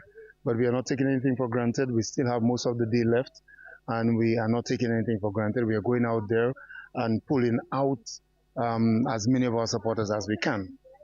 And what has the mood been like at your campaign headquarters? Well, the mood is very positive, and people seem to be excited. There's always a lot of pressure for elections in Vieux-Fort North because we take things very, very seriously, and we always want to ensure that all of our voters, our potential voters come out. So the pressure is there for us to go out and get as many people out as possible. So in the campaign headquarters, we are pushing, and we are continuing to ensure that our structure and our organization is intact, because this is what we focus on election day. And if you are re-elected, what core issues would you be focusing on, or for maybe projects you started and that you will be continuing or wanting to continue? Well, we have spoken on the campaign trail about completing infrastructure. For example, you are now at the Peru Combined School, and you can see this block, a brand new block going up. We are going to complete this, and we are going to completely refurbish this school. Also, the Grace Combined School, we are going to completely refurbish it, starting with a new block, and also the sporting infrastructure. We have the Bellevue playing field with lights and the surfacing. Now we're building toilets. We'll do the same at Peru. We are installing lights, then VG and so on. So sporting infrastructure is a very big objective. But for me, it's always education and causing there to be more opportunities for people to go to university and tertiary education, so Police Community College, and a very big program in healthcare, because I believe that all of these issues we have with healthcare, if we can stem it at the base, at the prevention stage, we can make a lot of progress. So we're going to have a massive community initiative for preventative healthcare. So for me, it's a very exciting period, and I look forward to victory at 6 o'clock and when the votes are counted. And what message do you want to leave for the constituents of Vieux-Fort North? Well, if this broadcast goes out before 6 o'clock, I would want to encourage everyone to come out and vote. Come out and vote for Moses Baptiste and the St. Lucia Labour Party. That is the first step. When we get into office, then we can do all of these projects. So there is still time. Come out and vote. If this broadcast goes out after, I want to say thank you to all of those people who voted for me during the election process, and those who have voted for me for many elections. This is my 5th election, and I'm looking forward to being re-elected. But just to say thanks to all those, especially those who are praying for me, my family, those people who get the brunt of all of the mépris and all of those things. They have to look at social media and see all of those things. I thank them for standing by me, and all of those people in the constituency who work with me. Thanks to everyone. I'm a man filled with gratitude for what I have gained so far and what they have caused me to achieve for them and for the country. So thank you, and I look forward to serving the people of Vieux-Fort North and St. Lucia. Again, thanks to the Prime Minister, Honorable Philip J. Pierre, and I look forward to him returning as Prime Minister after all the votes have been counted tonight. Thank you very Yeah, much. thanks very much. We've heard from Mr. Xavier, we've heard from Mr. Jabatis, but of course, the deciding factor will be made later today. Stay tuned to find out. And our election day coverage continues here. We are in the Castries North constituency being contested by Stephen Fevrier. He casted his ballot. He has said that to us off camera, but we want to hear from you, Stephen. You have casted your ballot. How do you feel about your level of success towards this constituency in terms of the campaign? Thank you so much. I think we're seeing a very high level of voter turnout, and that speaks to the change which is about to come. St. Lucians are generally dissatisfied.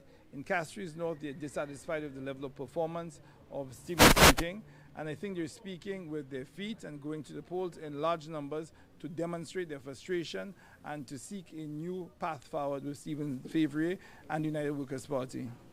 You have contested this election with a clear mandate, of course, from the United Workers' Party. What are some of your visions and plans should you be elected as the parliamentary representative tonight at the end of election day?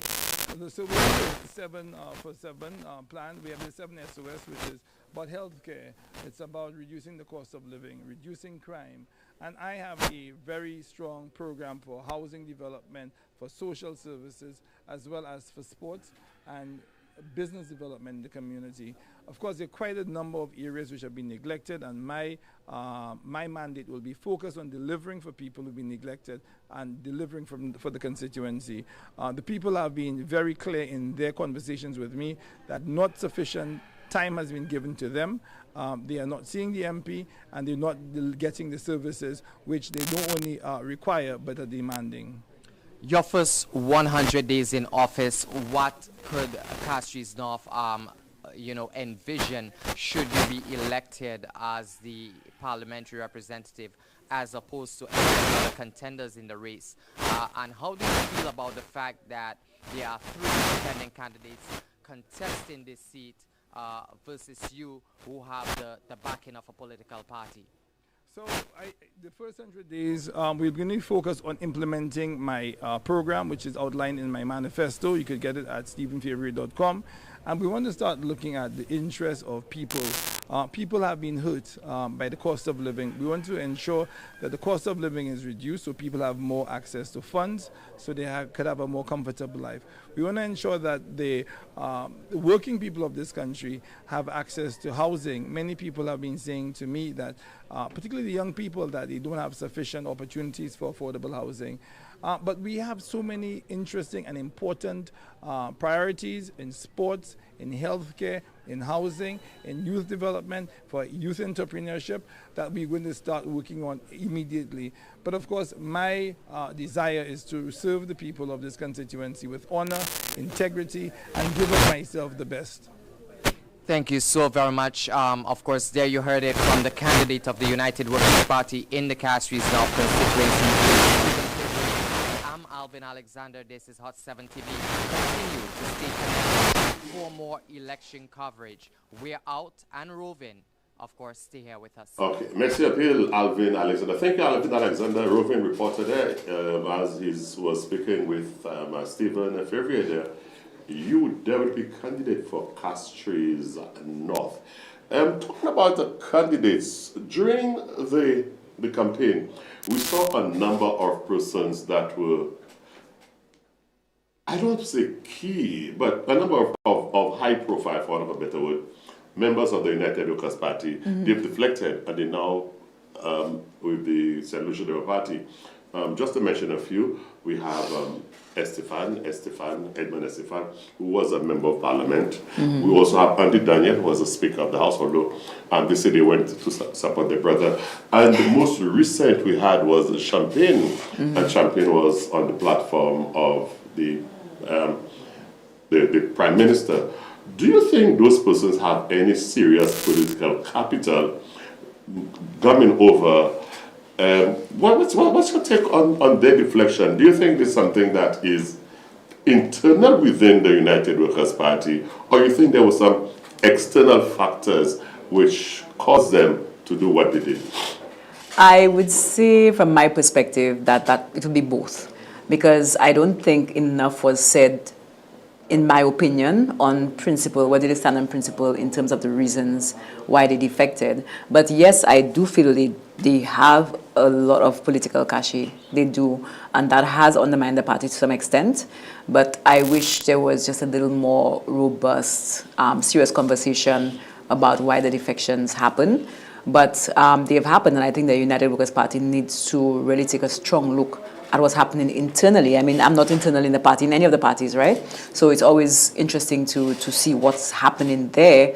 It would have been good to have a look inside to see what are the relationships, because sometimes it's about relationships more so than just about principle, because as a leader, you need to be able to maintain relationships with people, We'll have make to hold people that feel for they're there, important as well because I in your think we party. have an interview with the candidate for Grizzly, Marcella Johnson. We have an interview?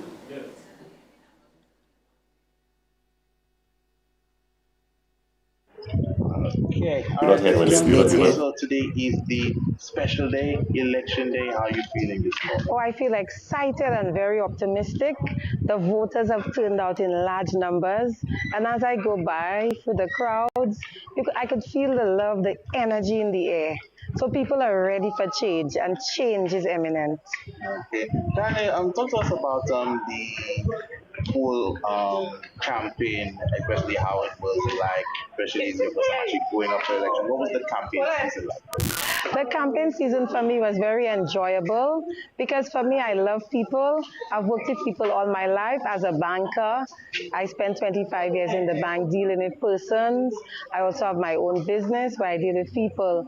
So dealing with people is I'm passionate about that. I love people, and going around in the communities, visiting people in their homes, spending time with them, listening to them, getting to understand their needs, the pains that they are going through, the high cost of living, which is really impacting them, and the increased taxes, especially the health and security levy. People are feeling it.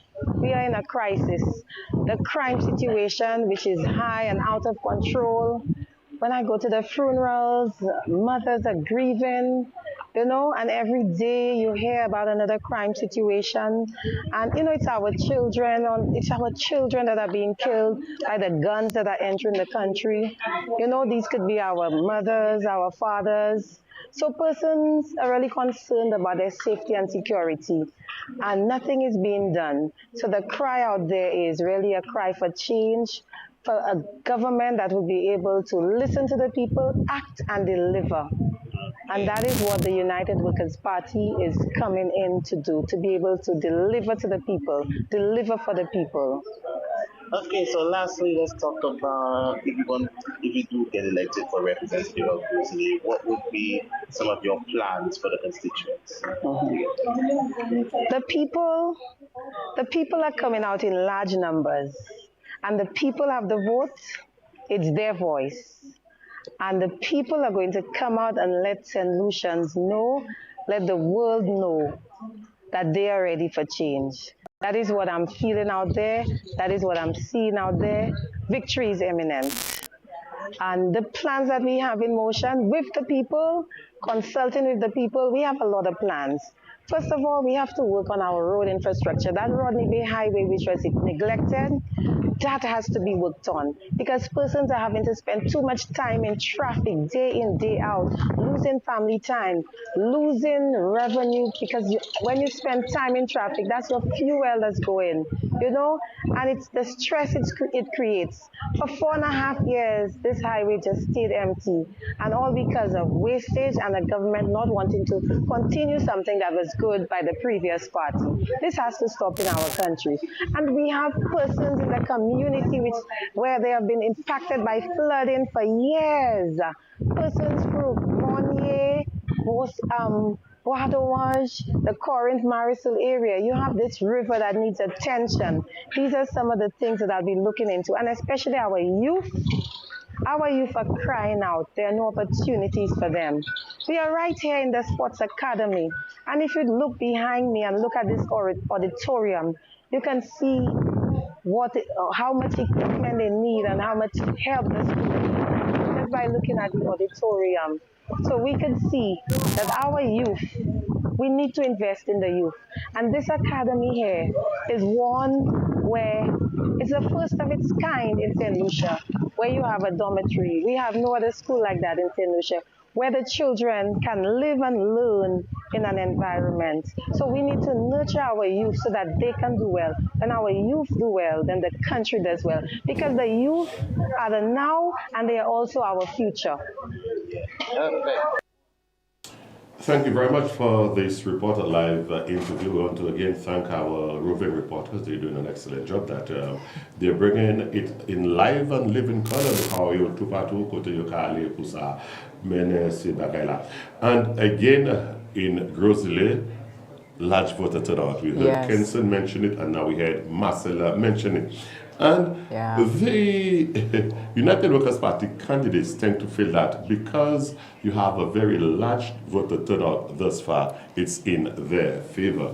Like I said, traditionally, once you have a large voter turnout, it tends to favor the party in opposition. Suggest change, yes.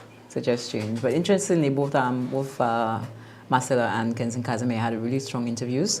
I appreciated how they rooted their reflections in actual situations in their community and spoke about things that literally need to be changed in the community. So that shows an awareness and connection to what's happening within the community.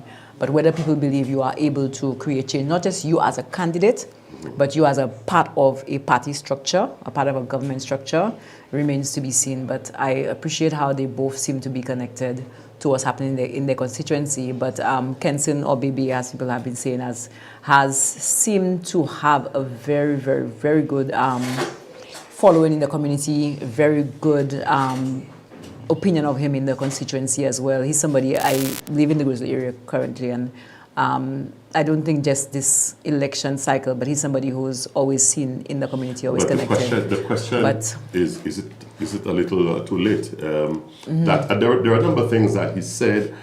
He spoke about wanting to do the foundation. Should he have already done it? And some of those things that we heard the last election, and we hearing it again. Yes. Is it a little too late that those things should have, you were there, you should have done it instead of waiting till you for a second term to do? Right. Albeit we know Rome wasn't built in a day. Yes, I will take that last comment. Rome was not built in a day. And as I mentioned when he spoke, I appreciate that he noted, he did not shy away from the fact that there are things to be done. So maybe the additional part would be a little more. I think they've done that on the campaign trail as well. Give more context as to why not everything is able to be done in that space of time as well. So we have to acknowledge that, you're working within the system, yes, but you at least acknowledge these things need to be done. You acknowledge where you have not been able to meet people's expectations. And now Marcel is coming in and saying, you know what, I think that, I intend to address these things and address these gaps because that's unacceptable. And we see how that goes, especially the highway. That has been a sore. And although the Prime Minister has indicated and has gone to lengths to explain why that was not completed. So do we have another interview? Okay. Okay, what are we watching? Well, we are watching our roving reporters, our camera in Castries. But, if we go back to Bebe, there were so many allegations against him. Do you think that would influence or impact the results of this election at all? I hope not. I think if people have listened to the allegations, they also would have listened to his explanations. There were some things which were quite ridiculous and that were proven patently false. Like that, I don't know why people made the effort. But when at least people are making an effort. You could say, okay, the United Workers' Party has support on the ground enough for people to highlight things that they think are issues. Again, back to my point about working in the space between elections, you do have to, when you find something is wrong, like you see this young person who seems to have so much property, seems to have, different things happening in the community that seems a bit suspicious to you. Yeah, raise it and call him to account and make him explain himself. But of course, when that explanation is given, accept if it makes sense and there is supporting information for his position or for the allegations against him. So I think he has not shied away from addressing those things, which is important. You need to come forward and say, hey, this is what the situation is. Explain yourself and have yourself open to questions as well. There have been some interviews that were done where it seems that the current administration will not were not very open to responding fully to questions, and I think they would feel as if those questions were unfair to an extent. But I'm happy that people are bringing up things that they find look concerning and are asking the representatives to explain themselves and making sure that they do. So I think that kind of has been done. But talking about that, you as a journalist who worked in media for a number of years, how do you feel, or what is your take on the whole question of the subject that not enough information is being put out there when questions have been asked of the politicians? It's like, that's not your business, that's my business. I'll have to ask. I mean, you had the prime minister, well, the former prime minister, and he's still a prime minister, until yes. Okay, so that is not your business. Don't ask me that. And then you have Dr. Healy saying, I cannot answer that. I have to ask Galaxy and whatnot. Yes. Do you think now it is even more now so, for there to be a public registry where all those information would be put out there? And therefore, I don't have to go and ask you, but I want to find out how many passports you gave Galaxy, what was the contract with Galaxy, or whatever. So I could go to the registrar, public registry, and demand and get it. It's the same way where you have the land registry. Yes. If you have a parcel of land, I could now go and find out how much you paid for the land, if you still own on the land, like not if you still own. Yeah, if you still you have. Okay, so you go to the registry of lands and get all that information. Yeah. So do you think more than ever we need that type of system in solution? I think, well, not I think, but obviously access to information, freedom of information is a basic tenet of any quote-unquote democracy. So if you feel that you are trying to uphold a democratic system, you must have access to information, especially for people who are, the fifth estate, who are representing the people, who are speaking on behalf of the people, who are the conduit of information sometimes between the government and the people of what's relevant to interpret for people what it is that they should be keeping an eye on and how government is representing them. I think it's so important, and that is something that a government should never have a statement in a way that could be pulled out for people to think that you are not interested in meeting those concerns or addressing those concerns. Okay, actually, we'll go back to Castries. We have some more interviews coming up. Oh, we're just watching live what is actually happening in Castries. There you could see, again, heavy voter turnout. You could see our cameraman there. You could see Alvin Alexander. And yes, so definitely something will be happening as you're watching this thing. Well, the lines are, there is. People seem calm and seem to be okay with waiting right now. So that's okay. That means they may not have been waiting too long. Because while the line doesn't seem to be moving, people don't seem to be too agitated or upset. So that's positive as well, because you don't just want to vote, you want the process, to be smooth and for people to feel as if they will not any deliberate blocks. Because I think that was something I said about the public servants voting. Some people interpreted it as being a deliberate act to prevent them from voting. But we don't want that allegation, because we want people to know it's free, fair, open elections. And St. Lucia has a reputation of having free and open elections. So we need to maintain that. We need to let people know that is what's happening. Observers in St. Lucia, currently, which is a good thing. And we've always been getting a high passing grade. Yes. Where, of course, we might have one or two issues. Nothing is 100% we accept that. Nothing yes. is foolproof. And I'm pretty sure one of the things that the observers would mention is a long waiting period for the elections. I'm not sure what's the cause. I heard that they're asking you so many questions. But to me, if I'm a customer of voting, I'm always going to be voting. I don't think there's need to be telling me everything. Madam, question Mamadou pays by, Party pays by Mamadou.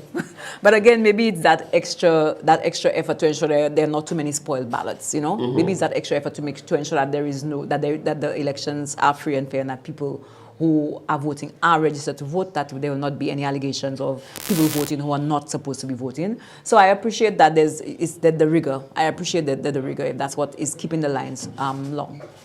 Okay, Monday we have another interview. Nunalot interview AP candidate indépendant pour Castries Central, Richard Frederick. And then interview ça actuellement. I'm going to interview somebody else, huh? Why is that?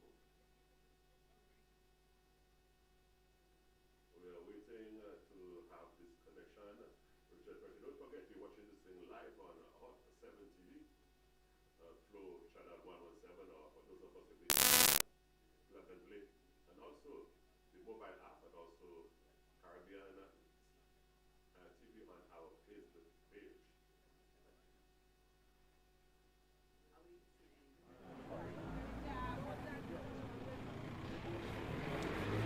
As we continue our election central coverage right here, we are in the city. The independent candidate Richard Frederick, contesting this seat again for another term. Richard, how confident are you about your chances in respect of taking Castries Central back home to your RF camp? Well, I'll say this. I do believe in good representation, proper representation. And I think over the last 4.5 years or thereabout, I've delivered what anyone can call proper representation. At the end of the day, I am always at the mercy of my constituents. The power is in their hands. I'm not the one to determine my own fate. I do believe, however, that good sense will prevail, and when my work is juxtaposed to a likelihood of re-election, I do know the people of Castries Central will undoubtedly re-elect me as the district rep for Castries Central to ensure that I continue along the trajectory that I have started. Mr. Frederick, what is your purpose being out here at City Hall since you've casted your ballot already? Tell us, why are you here? You see, a lot of people, they get frustrated very easily. The lines are long, persons may be here for a period longer than they contemplated, and so sometimes they need to be pacified, because a vote or voting is a very serious constitutional responsibility. One has to ensure that whatever is done, persons endure whatever little disappointment that they may have in terms of spending a longer period than they would have expected.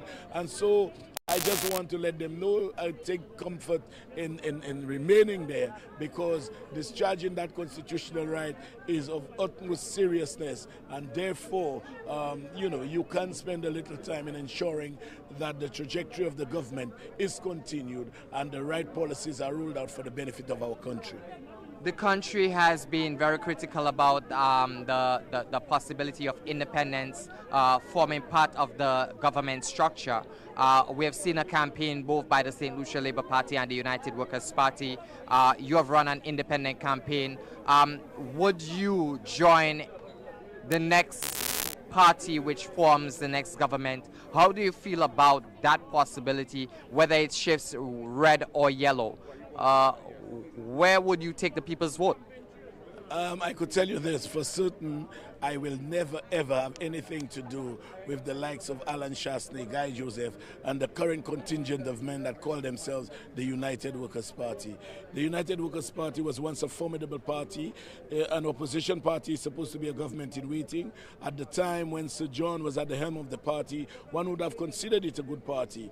But at this current juncture, and I want to say this unequivocally, as long as Philip J. Pierre is the leader of the St. Lucia Labour Party, as long as he remains the leader of this country, I will follow him to hell and back if I have to, because what he has done for the people of this country, what he has done for the country in such a short period of time, is unparalleled to any. And I dare say, although Sir John was probably aptly referred to as the father of the nation, if Philip Joseph Pierre spends any kind of period of longevity like Sir John did as Prime Minister, Philip J. Pierre will go down in the history books as the best Prime Minister St. Lucia would have ever had.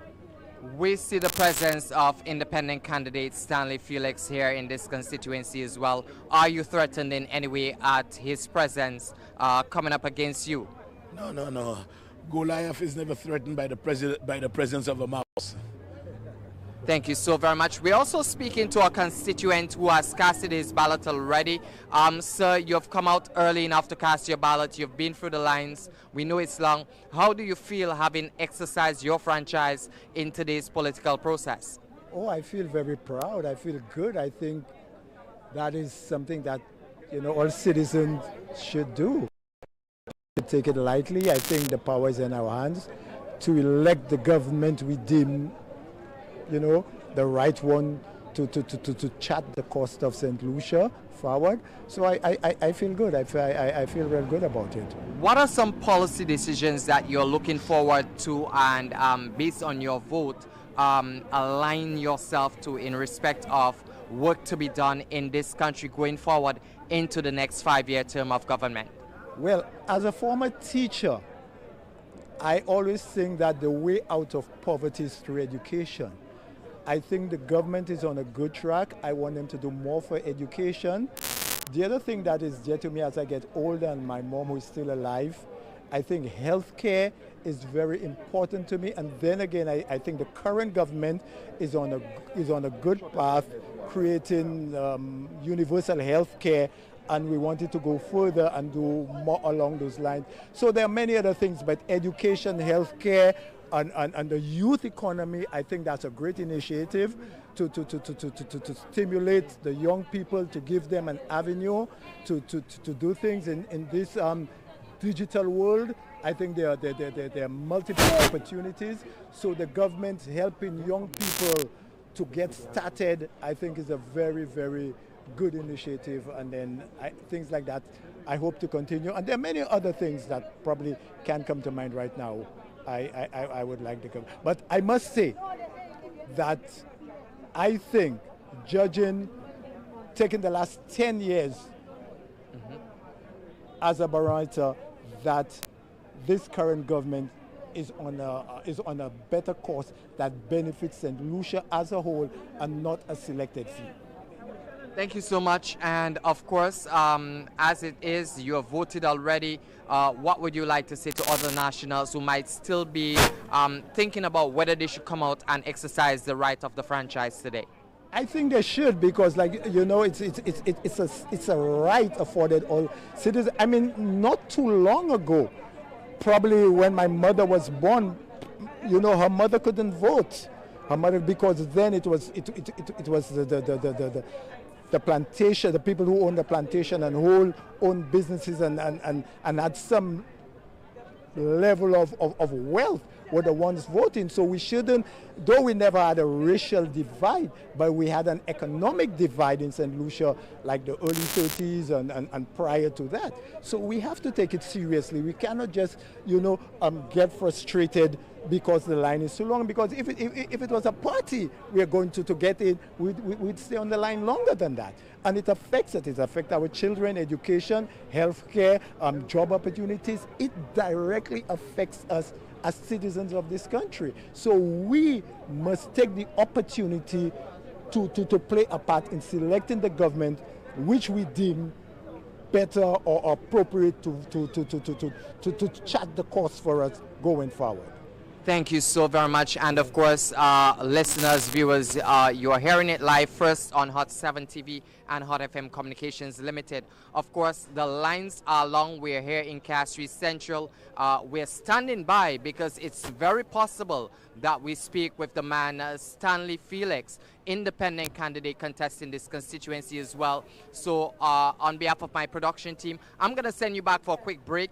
And then, of course, we will get on to Stanley once he is in the area. So we're here. It's busy in Castries Central, as you can see it, as the people come out to cast their ballots. I am Alvin Alexander. This is Hot 7 TV. Stay connected.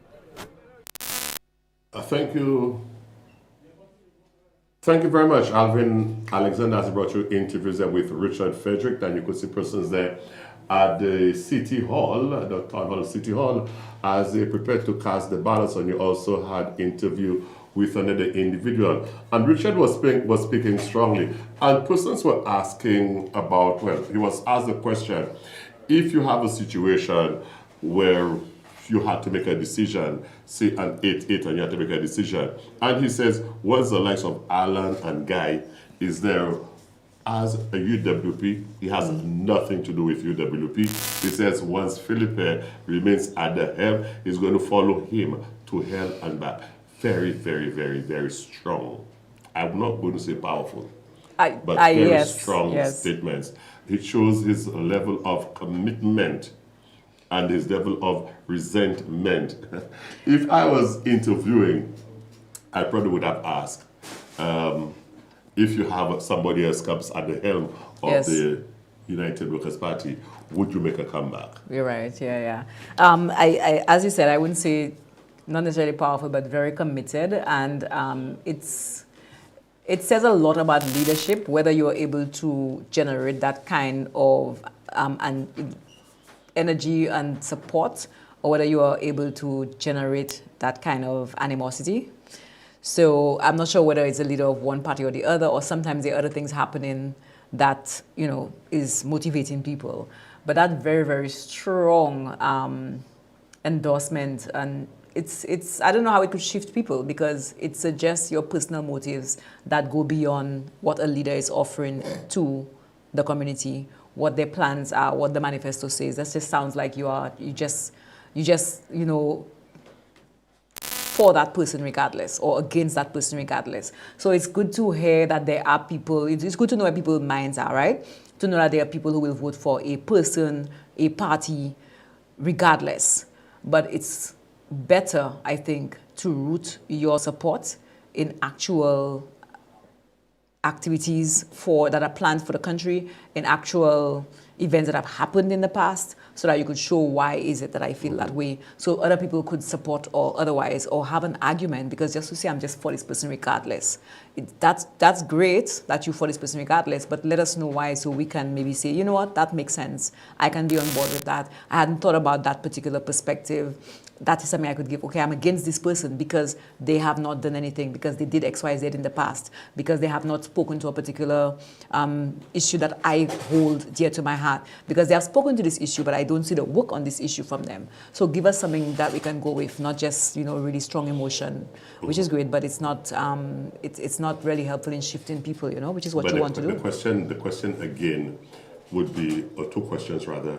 Remember some time ago where he said that the Prime Minister, his application has been sitting on his desk for 7 months, and they had not taken a decision whether to accept him in the party or not. And also, his statement is that once Philippe is at the helm, so the question again would be, if Philippe is not there tomorrow, what is he going to do? So his allegiance, essentially, is to Philippe predicated on that, yes, and not to that of the St. Lucia Labour Party. And his quarrel is with Shastney and Guy of the United Workers' Party. Specifically, because it's specifically about the individuals and actions that you find they have done for or against you individually. But again, as I mentioned previously, when it comes to internal politics, people don't see half of what goes on within a party. At all. Within a party, it's not always about whether you are best placed, whether you have the best plans. Sometimes, and oftentimes, it is about your ability to move people in that party. You have to identify who in that party is a person with power, and ensure that that person is on your side, or find ways to undermine that person's power to have them on your side and make sure that they're not against you. So there's a lot that goes into just within the party itself, elevating certain people, listening to certain people. That is something that happens internally. If you have a really good leader, outside people will never even know that that's happening, that there is conflict or otherwise, which naturally with every relationship there will be conflicts, right? But a good leader will make sure that that never even comes out into the public. Even if people are against you, even if people are against you, there will be an understanding that we have listened to everybody. You may not, I may not have taken the decision that you wanted, but you will understand that I've listened to you, that I've given you an ear, and you'll not be out here, maligning me, because you understand within the party, this is what happens. So that communication is so important if you're going to be a good leader and pull people towards you. But the number of people outside there saying things negatively about you also suggests that there are some gaps. Something that must be noted here, I must confess, or I must say, the politicians today, they are humble, very, very, very humble, because they know what is happening.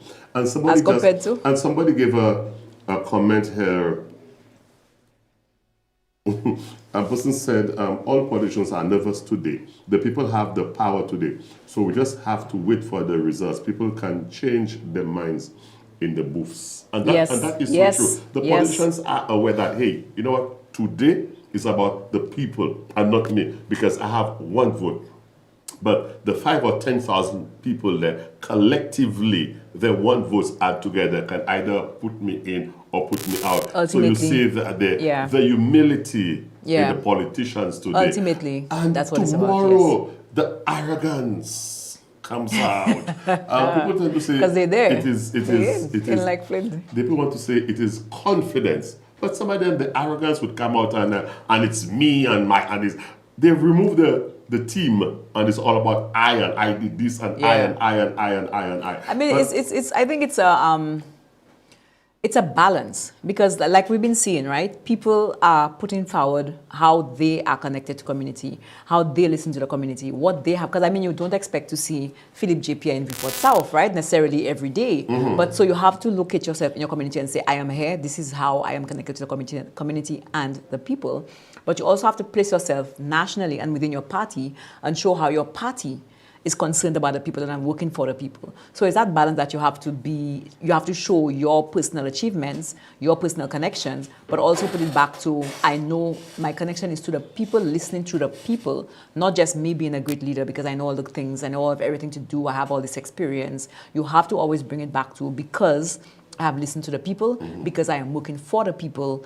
And that fine line of, are you being arrogant or are you just acknowledging what you have done is a nuance that could be very subjective, right? Mm-hmm. You could hear somebody speak and say, oh my God, that sounds so arrogant. Somebody else will hear them speak and say, oh, he's just acknowledging what he's done and letting us know so that we have confidence in him. So that is kind of subjective. I think it's now time for a commercial break. Please don't touch that dial. We are going to be right back at Election Central.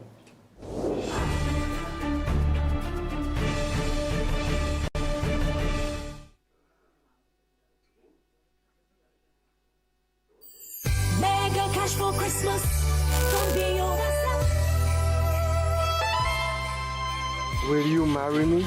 The real question is, don't you want to win mega cash from BOSL up to $100,000 in cash and prizes? Yes, yes, yes! Who's ready for mega cash from BOSL? $100,000 in cash and prizes! Hollywood HP? Mega cash means joy for everyone this Christmas! Yay! Wake up!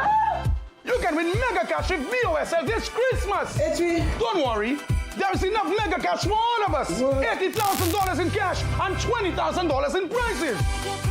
Take a loan or tap your BOSL Visa credit card and win mega cash for the holiday! Terms and conditions apply.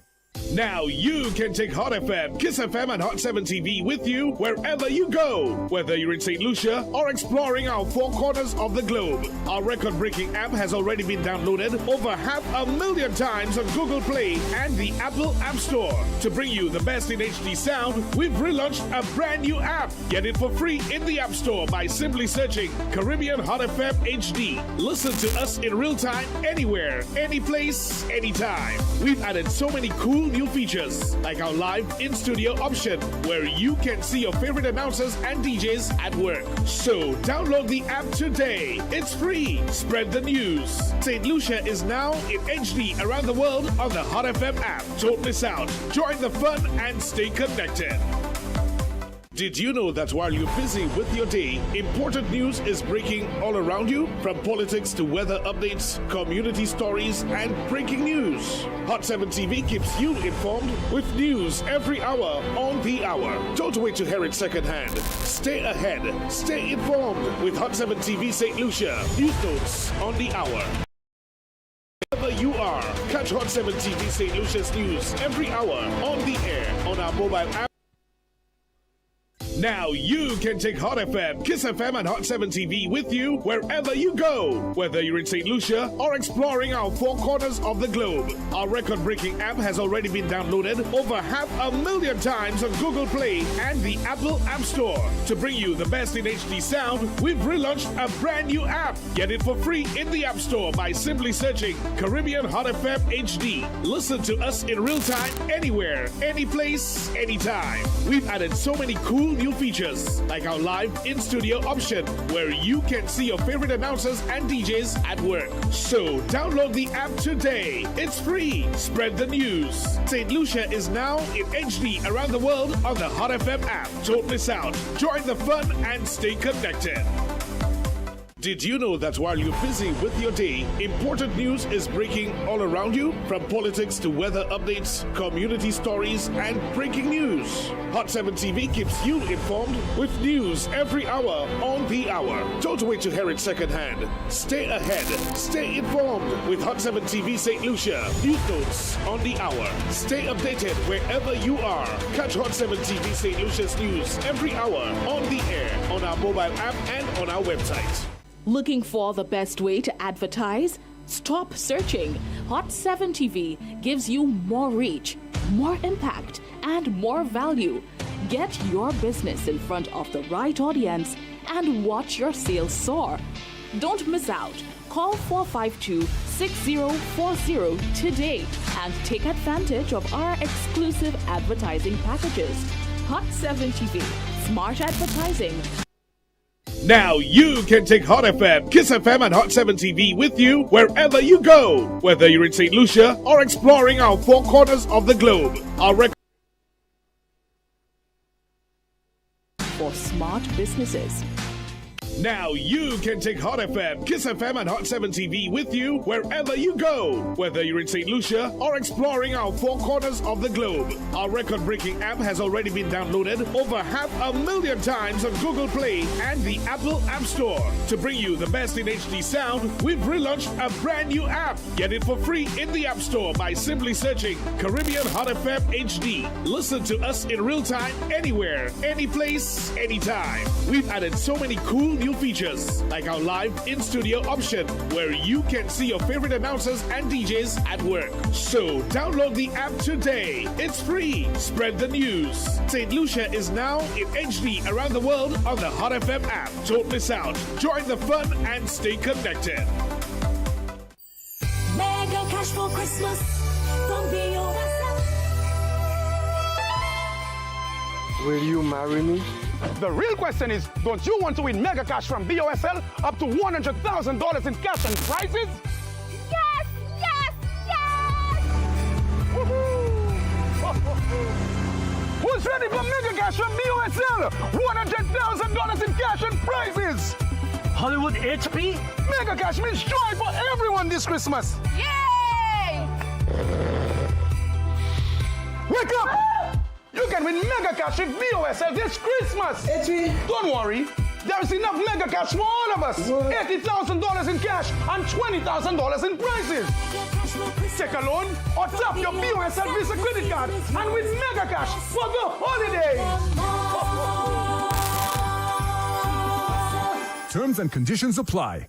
Now you can take Hot FM, Kiss FM, and Hot 7 TV with you wherever you go. Whether you're in St. Lucia or exploring our four corners of the globe. Our record-breaking app has already been downloaded over 500,000 times on Google Play and the Apple App Store. To bring you the best in HD sound, we've relaunched a brand new app. Get it for free in the App Store by simply searching Caribbean Hot FM HD. Listen to us in real time anywhere, any place, anytime. We've added so many cool new features like our live in-studio option where you can see your favorite announcers and DJs at work. So download the app today. It's free. Spread the news. St. Lucia is now in HD around the world on the Hot FM app. Don't miss out. Join the fun and stay connected. Did you know that while you're busy with your day, important news is breaking all around you? From politics to weather updates, community stories, and breaking news. Hot 7 TV keeps you informed with news every hour on the hour. Don't wait to hear it secondhand. Stay ahead. Stay informed with Hot 7 TV St. Lucia. News notes on the hour. Stay updated wherever you are. Catch Hot 7 TV St. Lucia's news every hour on the air, on our mobile app, and on our website. Mega cash for Christmas from BOSL. Will you marry me? The real question is, don't you want to win mega cash from BOSL up to $100,000 in cash and prizes? Yes, yes, yes! Who's ready for mega cash from BOSL? $100,000 in cash and prizes! Hollywood HP? Mega cash means joy for everyone this Christmas! Yay! Wake up! You can win mega cash with BOSL this Christmas! Don't worry, There is enough mega cash for all of us. $80,000 in cash and $20,000 in prizes. Take a loan or tap your POSL Visa credit card and win mega cash for the holidays. Terms and conditions apply. Did you know that while you're busy with your day, important news is breaking all around you? From politics to weather updates, community stories, and breaking news. Hot 7 TV keeps you informed with news every hour on the hour. Don't wait to hear it secondhand. Stay ahead. Stay informed with Hot 7 TV St. Lucia. News notes on the hour. Stay updated wherever you are. Catch Hot 7 TV St. Lucia's news every hour on the air, on our mobile app, and on our website. Now you can take Hot FM.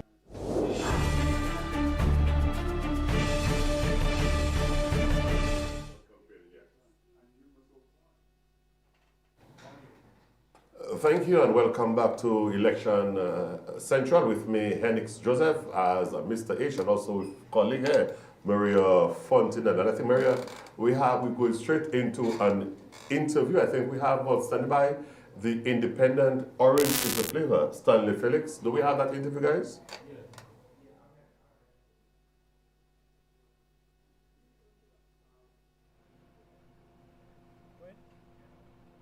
Stanley Felix, independent candidate, Castries Central.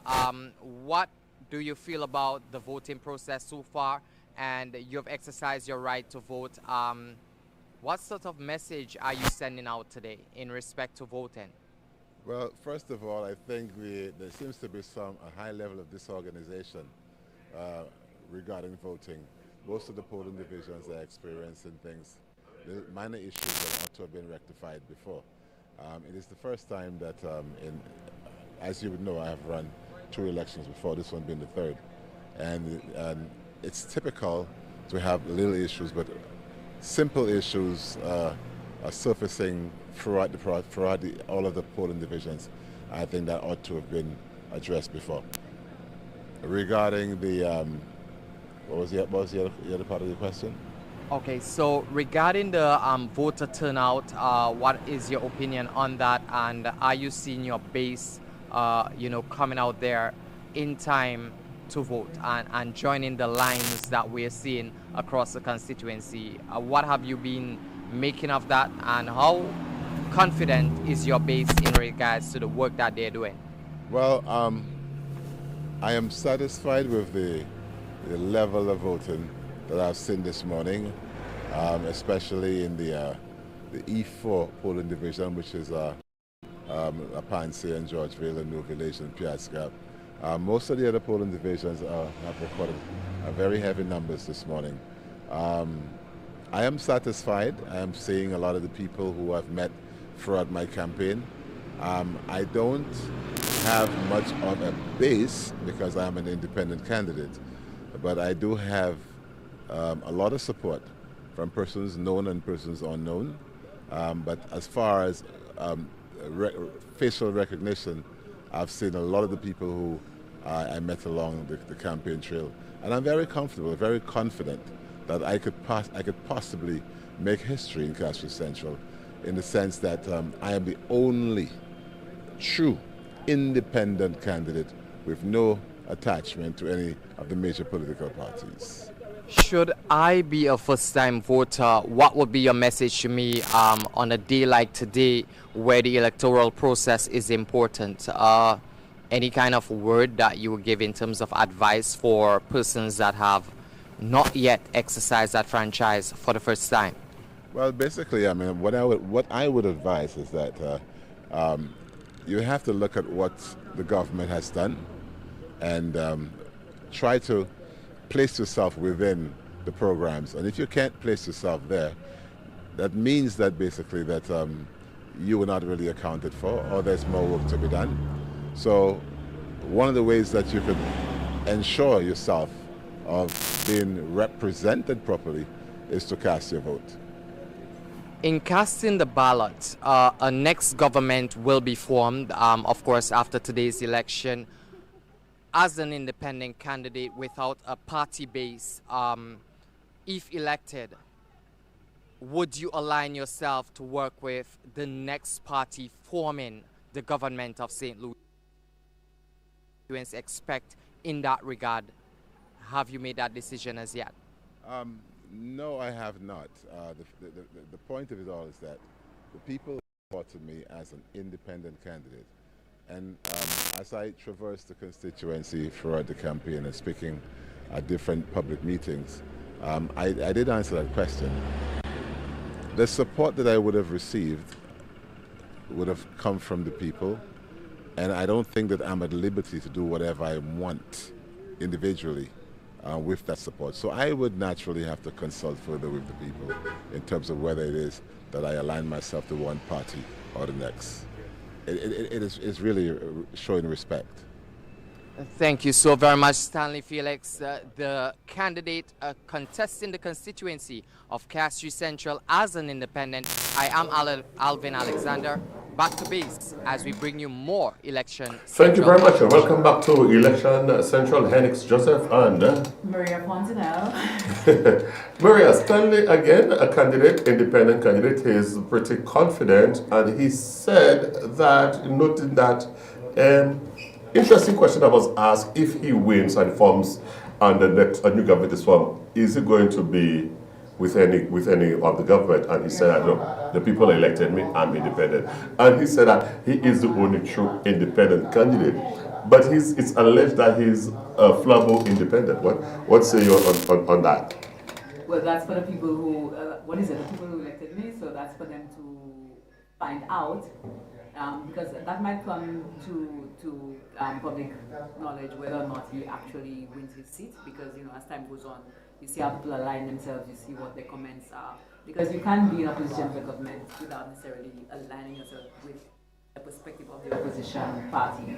So that's to be seen, but people would have made that determination based on his comments, based on where his funding is coming from.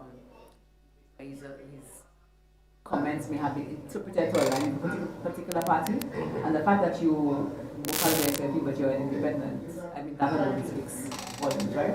Yeah, because I remember when he introduced himself and himself as an independent candidate, and the Prime Minister was quizzed about it. Prime Minister, as far as he knows, that Stanley Felix is a card-bearing member of the St. Lucia Labour Party. Yeah. And then we note that after that, Richard was saying that, look, this guy is purporting to be SLP, and therefore he was asking that, he be taken away. And there was a press statement being issued that Stanley Felix is not SLP. He's lost his rights because his card has been revoked, and a number of things. I think that's something that could come to bear. But for the moment, I think whatever has been said has been said. So at this juncture, it's just for people to rely on what has been said and how they have interpreted what has been said and what has not been said. Because what you don't say is also as important as what you say, right? Yeah. So to see the gaps that they can interpret as indicating his allegiance one way or the other and how strong that might be. So something to kind of keep a look. It will be interesting to hear what the two political leaders are saying, that of Philip Jepier and Alan Chasney. Definitely we could say that for the first half of the day, because right now it's about 23 minutes past the hour of 12 o'clock, and most definitely you have had a very high voter turnout this morning. Whether it will continue into the next 5 or 6 hours, it will be interesting. And don't forget, Maria, that will be on again this evening from 5:30 thereabout, where you have yours truly, your humble Henix Joseph. You will have Urban Dola. You're going to have John Peters, and would be given his comments would be Earl Busquet coming in from Guyana. I look forward to hearing that because it sounds like the panel will have set of views. So I look forward to the continued reflections from individuals who have studied in the politics for so long. I look forward to that. But in the meantime, I think it's very important for us to, when we are getting the interviews, to be able to differentiate between people who are campaigning and differentiate between actually people who are actually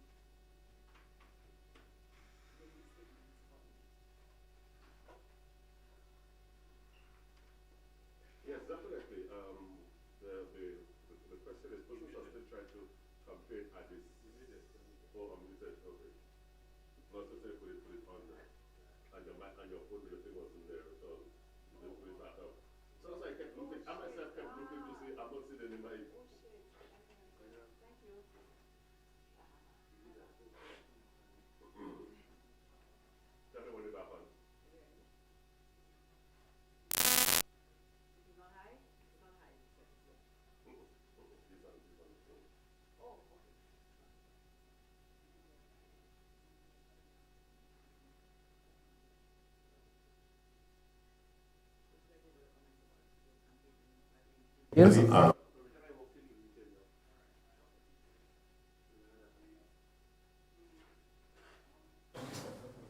Okay, Maria, you were saying something about persons are still campaigning even at this.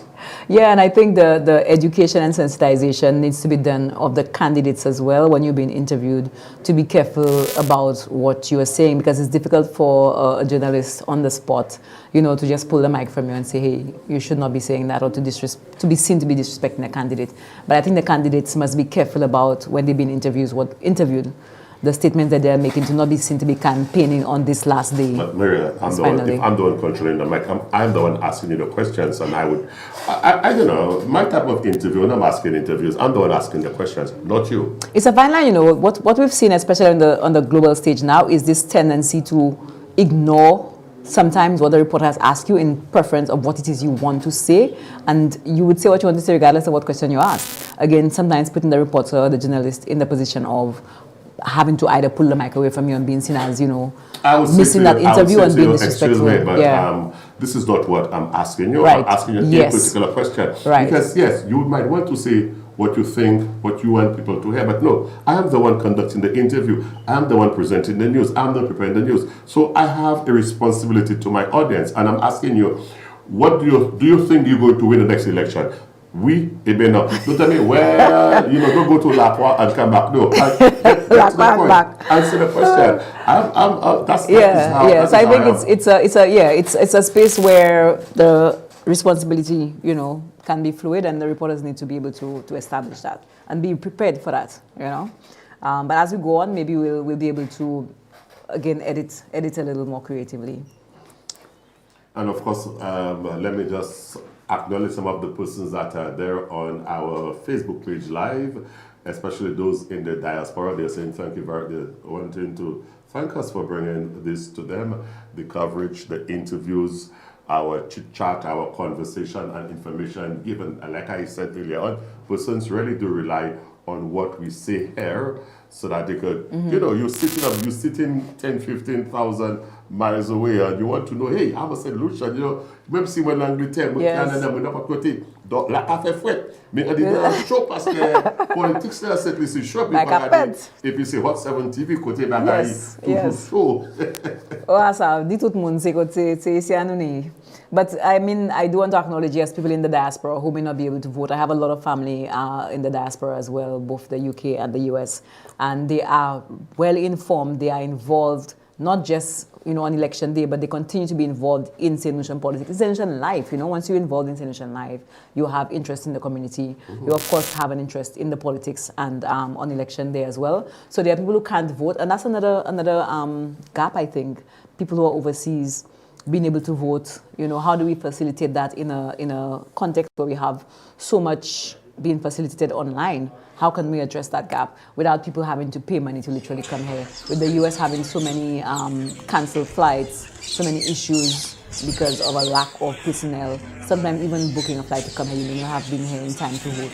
That's right. Now what people see on the screen there is we now ancillary countries, and I think this is the ancillary primary school, where you have, again, we could see the lines are a bit lengthy, and this is live as we speak, and we could see the lines. Do we have any interviews? I don't think we have any interviews set up yet. But Maria, talking about schools. More from Castries East? No, that's ancillary. No, I'm just wondering when was the last time we saw something from that general area? That's the first time we're going on the West Coast. And Maria, interesting. A school principal, now we have 2 days out of school. We have today and tomorrow, because you would have set up yesterday for today, and then you would break up tomorrow for Wednesday. And a principal was saying to me, Henix, we need to watch or monitor what time of the year elections has been called, because it is you already have so much interruption with the schools in the school year, and to have election, and especially right now when the children are writing exam, because you now have to, so some of the children you have to stop the exam in the middle of the exam and then to start back on Wednesday. What is your take on that? Should they organize themselves in a manner that, hey, guess what? It's exam time coming up and whatnot. So therefore, our election, whenever we're going to have it, we have to look at that past exam or pre-exam. And I totally, what's your? Yeah, I totally agree. It's something that I don't think enough, but I don't know how much thought was given to that. But having to literally interrupt an exam time, some children would appreciate that, because children are children. It's like, hey, you made a little break from the exam, they're happy. But when it comes to just the scheduling, the school scheduling of the school year, the end of the year, it's very important, and it does interrupt a lot of programs. And my sympathy goes out to the principals and teachers who now have to adjust. They were given some kind of information in advance notice, but not a lot of advance notice. So that definitely something I think must be taken into consideration, because with Carnival, then all the other things happening, New Year, Christmas, Journée Creole, all that, there's a lot to juggle. But our children, on a Friday. There's a lot to juggle that our children must be taken into consideration, because interrupting the school year, I think it's something that we must be considerate of. We absolutely must. Like I said, we are seeing since this is if my memory, if I know location quite well, this is a Banan. Yes, you could see Tommy. All the flags, man. The flags. So this is Banan. That's the roundabout, the Julian Alfred Highway. And hopefully we will get some interview from the two candidates, Dr. Ernest Hilaire and Tommy Deskai. You noted the flags that were up earlier, and the fact that all the flags are still up everywhere, and that's one of my bugs. I mean, honestly, it so irritates me. You're going to see those flags started in the wind for the next 10 months. What is that process of removing those things? Is just. You swear when the car is able to somebody, but catway. Et puis, les dimanches, et puis c'est machine comme boudum, make music. And that's a very interesting point you made there, Maria, because I'm an environmentalist, and all those flags, all those stickers, all those banners and everything, tomorrow morning, where will they be? Our streets, our rivers, our roadsides, and everything will be littered with those things there. And I want to make a proposal to both political parties that, or to whoever, I don't know how it's going to be, but some form of agreement is met that once the campaigning is done, elections are over, that you all should be responsible the same way you all were responsible for paying people, whatever happened, to put up those flags, those banners and everything, that it is your responsibility to take it down. Because the flags are there, they are being blown and they are being torn and everything. And the posters are defacing the entire community. We are in the tourist season, whatnot. Please have your people. Elections are over. Whatever has to happen, have a plan, or by a particular time to take it down. I mean, I will be advocating for that. I will be calling on luckily, I'm working tomorrow morning, so you will be hearing my voice, and I will tell you all, look, remove your banners, your flags, you're going to be littering, and already we are not so nice where it comes to keeping St. Lucia clean. This is every election cycle. It really grinds my gears to see that nobody cares after the fact. Everybody is on board. Everybody is enthusiastic to put things all over the place. When it must be removed, when we care about the look of our country, right? It looks so upsetting. It looks disgusting, really, just to see all these things started. The yellow flag, like it's growing moss on it, the red flag in shreds. Like, just remove it. I think that's supposed to be mandated, actually. It's just not enforced. Yeah, somebody just and it's something that we have to be aware of. We must enforce it. The enforcement is what's lacking. I think somebody just highlighted online, and if my memory serves me well, that before on the eve or the night, whatever it is, that by the time election day comes there, all those paraphernalias Must be had to removed. be down, have to be removed. Yes. But I am not sure what is happening right now. We still have all those things that are all over the place. I mean, guys, it doesn't look well. Elections doesn't. come, elections Yeah. gone. And again, as I said, it's environmentally and it's environmentally damaging as well. Yes. You know, we must be aware of that as well. Yes, and then the materials that have been used and all those things. Maria, you raised a very interesting point. And again, I think another thing that we must demand of the parties is the dollar figure that the parties... campaign funds. Campaign fund. How much money is being used by those political parties? Because l'année trop pareil qui nous besoin à cette Lucie. Too many things. Yes. Even within the constituencies. Even within the constituencies. Having all those posters and other things. Yes, I know you have to advertise yourself to be out there. But to me, the best way to advertise yourself is by doing projects. Yes. But there's a fine line between doing projects and being seen as trying to buy people off. So you have to be careful about that as well. But I agree that it could irk. It really irk when you see that there's so much that needs to be taken care of. And you're seeing all these banners, only like where the money come from? All these people you're paying for, DJs, you're on the road with vehicles, people gas buying, all of that on the road with up and down with the campaign trains.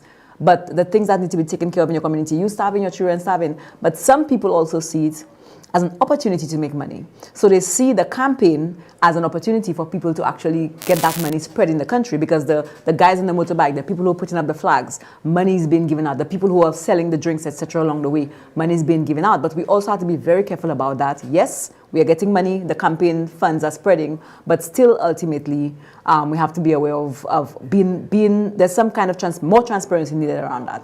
And I would put it to the media workers. Again, what are you all doing? I say you all because I'm not actively in journalism at the moment. So I would say, what are we doing? Yes, what are we doing? I would say we, because I'm also in the activist space. Activists and journalists, what are we doing to push that, to say we need to have a sense of where the money is coming from? Because then we could also track after the elections, what are you doing based on the funds that you received? I think it's important that you declare, or you give some. We need to know that. The transparency is low, and I don't think it's one party or the other, just across the board. And that's something that people keep saying, because people made that allegation against this year. They said that people are claiming all these things, that the UWP did this person did that. But where is the enforcement? Are people being prosecuted? What's happening? And people say, oh, they will not prosecute the other people because when it's their turn, they don't want their bubble to be prosecuted. So there's this sense of quid pro quo, almost in a sense, of from one party to the next, that they prefer some things to remain hidden for both, because that current party might be on the hot seat right now, but you expect that you will be on the hot seat tomorrow, and you also have bad practice that you would not want come to light. So if you put structures in place for more transparency, that will redound to me that will show people that you are at least you want to act in good faith, right? That's why some people are saying that the special prosecutor he is just there because the Prime Minister then said, okay, we're going to put that person there because he made a promise. Yeah. So he's saying to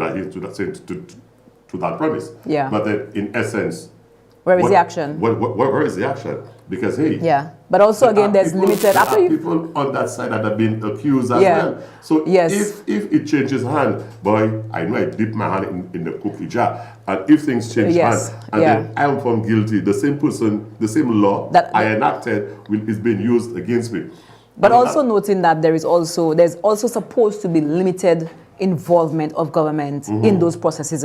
So appointing that person is a positive act on the part of the government, but they also cannot be seen to be interfering in the process, because that itself would make the process null and void, because now you have interference. So again, there's a balance of, yes, I've done this action, but I cannot interfere more, because then that again would sully the process, and that would make the process biased. So there's that kind of balance of putting some structures in place for justice, but not putting your hand in it. Okay, so we have another interview this time, Jeremiah Nobert Mikuno. Okay, let's go to that interview, please. All right. right. We're at the Mykonos constituency office with Jeremiah Norbert. Mr. Norbert, how are you doing today? Today I'm wonderful. I'm very happy with the voter turnout. I visited all of my polling stations. I see lines everywhere. I think just one concern, some of the lines, I think probably when electoral are doing their post-mortem, you realize based on the surname, some lines are extremely long, and some lines you barely have anybody come in for the day. So some people have almost absolutely nothing to do, and then some have waits beyond 2-3 hours. So if we can just rectify that particular component, we should be fine. But generally in the constituency, I'm happy with the turnout. I'm happy with the people I see coming out. I'm happy with the process. I have absolutely no issues with what is happening today. All right. Well, thank you very much for joining us. All right.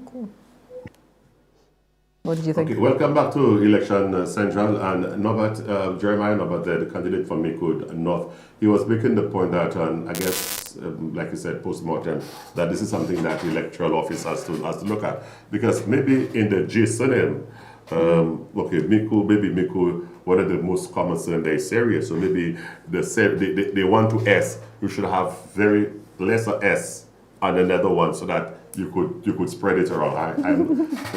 You know, I don't know. I know we have a lot of Josephs. It's a Lucia. Yes. So wherever it's I2J, maybe put J alone and put it I2M and not I2J. So you would have the lines balanced. Yeah. And again, another candidate, another constituency, voter turnout is phenomenal. And some of these things you need to manage beforehand.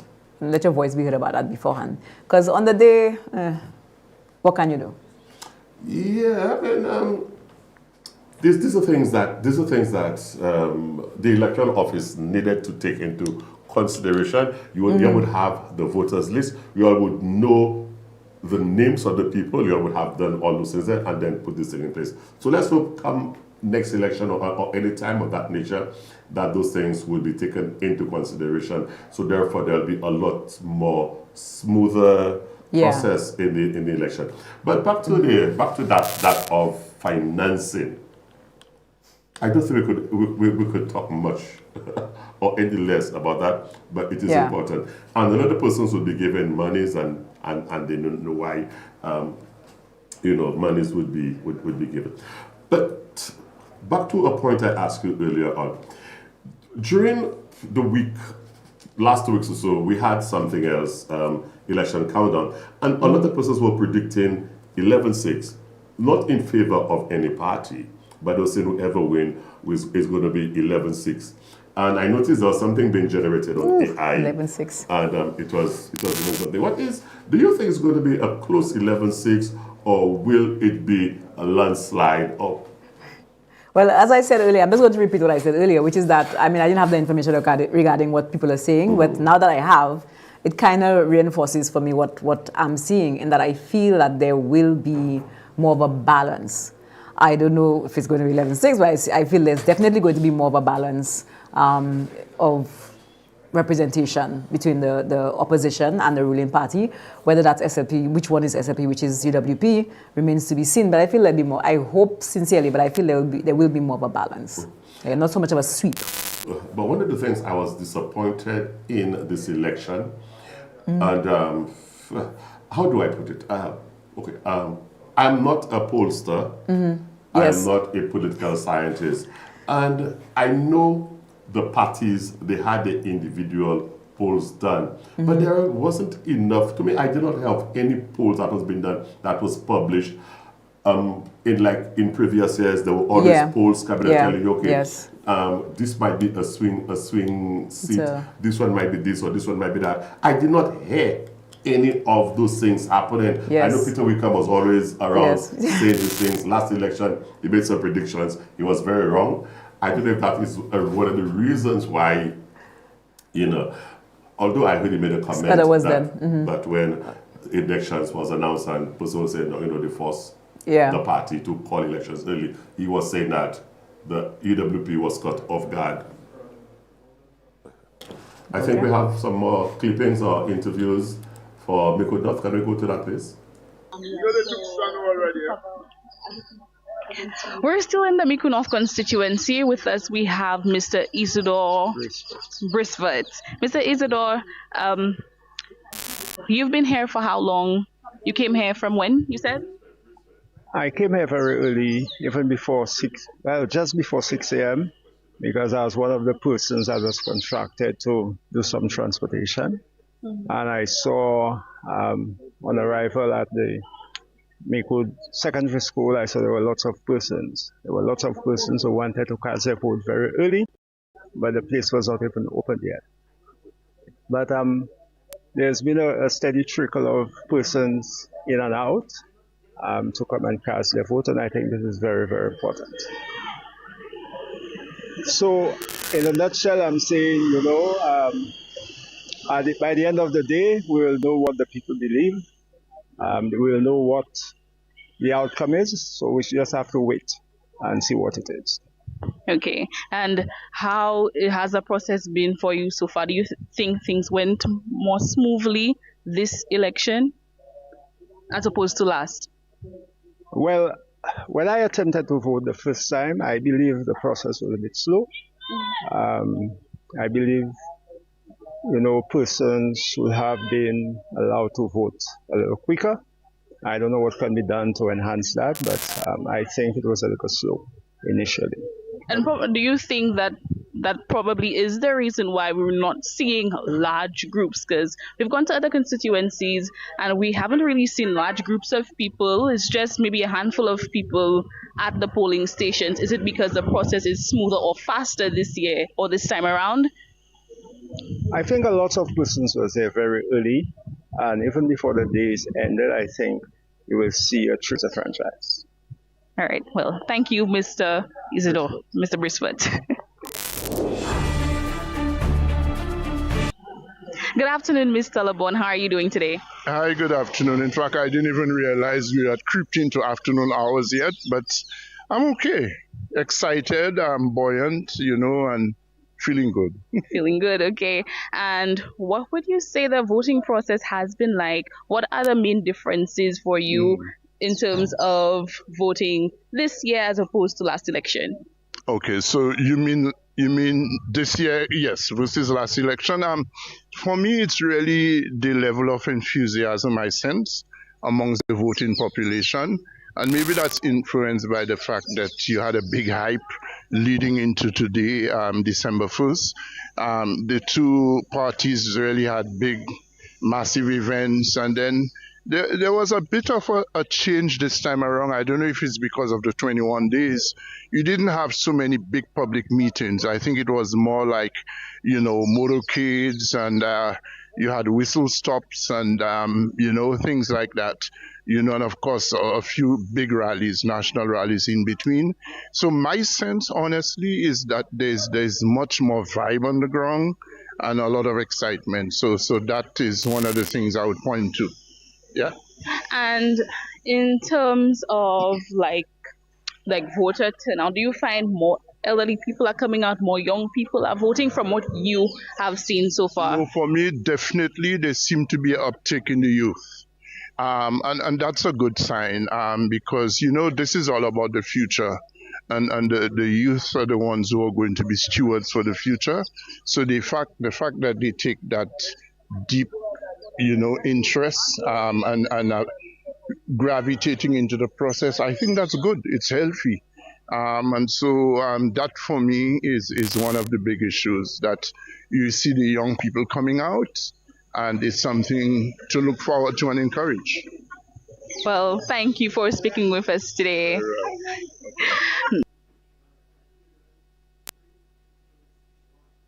And welcome back to Election Central with me, Maria Fontenelle, and Henix Joseph on Caribbean Hot 7 TV. And before we went to the interviews, we were discussing just the whole issue of polling, which we saw a lot of in the past, but recently we haven't seen any public polling. Peter Wickham is somebody from Barbados who was across the Caribbean. He was the pollster, the election pollster across the Caribbean, as well as doing polling and surveys for a number of other issues. But this year, again, as you mentioned, there was nothing really public around that, and so many predictions being done. But what I've noticed is that if you look at across the world, the polling seems to not be accurate. The past few elections seems to not have captured people's actual tendencies on the ground, and the predictions did not seem to align with people's actions at the polling booths. So maybe there's an area, there's space for them to rethink the process that they're using for polling, because there seems to have been the margin of error was not nice for the past few elections, not just in St. Lucia, but really around the world. There seems to be some kind of disconnect between what the pollsters are seeing and what people are actually doing on the day. I would agree with you there. And I remember speaking to a colleague of mine who was from Dominica, and we was having a chit chat about the election in St. Vincent. And I know he was in St. Vincent because, you know, they belong to the party, the Labour parties together. Mm-hmm. And he was saying to me, Henix, the poll was indicating Ralph was winning. And he said to me, Ralph lost the election on the Monday because he said he made certain pronouncements and there were certain things that he did. So again, with what you said, the polls, you might have early polls saying one thing, but somebody or the political leader might say something that does not find a favor with the people, and they might go. But I believe, in my opinion, maybe about 7 days or so, a week before election, a poll would give almost a general, a fairly good idea of what is happening. Although Peter Wickham got it very wrong the last time, very, very, very, very wrong the last time, because you know, I mean, even but not just in St. Lucia as well. Even other solutions. I think some of the results, persons were like shocked with some of the persons who got defeated, some of the persons who won the election. So a little more context. Do you think potentially that when you put out the information that you've gotten from the polls, that potentially shifts people by, for example, if it says, okay, this particular party will win, does that encourage people to come out to ensure that doesn't happen, or does that encourage them to stay in because, oh, that's what's going to happen, I don't really need to show up? Is that possibly something that happens? I think it's both. It's both. It's a situation where, okay, so the polls is saying that UWP is winning, so SLP, I will come out to ensure that UWP doesn't win. SLP is winning and vice versa, they would come out. Yeah. And the results of polls could influence the persons that are sitting on the fence that, hey, I'm not sure I'm going to vote yet and whatnot. Okay, so they say Labour is going to win. I'll go and vote for Labour because I'm not going to waste my vote and vote for the other party. So I think, you know, it could sway either for or against. And what does that say about what we have seen a lot of in the past, where people vote according to party? We spoke earlier about the fact that there aren't many independents in the race and third parties are not really viable, we've seen in the past few elections. But yet we are looking at the last minute switching or the last minute decisions that people make. How does that gel with the fact that we are making last minute decisions, it seems, but at the same time, we seem to still be stuck within that party structure? You know, I'll tell you something. I'm going to make a bold prediction. Before the next two general elections, you're going to have a third party coming on scene, and that third party is going to make a dent. Because I think right now, we are a bit frustrated with this one saying this one saying that, and okay, we put you out, we put that one in, we put that one, I put that one. It's either or. So we need something in between to say, you know what, I have a third option, and let me go now to that third option. I think a number of persons should come to like-minded people and try to change the psyche of people, try to change the way those old guards are operating and form this new entity and really come out and speak to the people, go to the people, not necessarily those big billboards and everywhere, but more grassroots. Hey, I want to go for election. Tell me some of the things that you want to see. We want to do this, we want to do that. What do you think? Yes, some of them are doing that. I remember, and then at the end, once they get in there, the dynamics shift, everything changes. A lot of them are well-intentioned, but once they get to the reign of power, tout bagay ka change. They are not the person that they purport. Well, I would agree with you that sometimes people make promises, and when they get into office, they find it difficult. But we also have to acknowledge that you have this nice honeymoon period and all the nice promises are made and everything, you know, they determine they're going to do so many things. However, ruling is a process. You don't do it by yourself. You have to look at the budget. You have to look at where the money is coming from. You have to look at your colleagues and how can you sway them to get certain things done. You know, there's Because only they're all so different much. ministries. Exactly. Mhm. So when you get into power, yes, you say, okay, we want to do X, Y, Z with tourism, but then you find a person who comes in as to be in charge of tourism.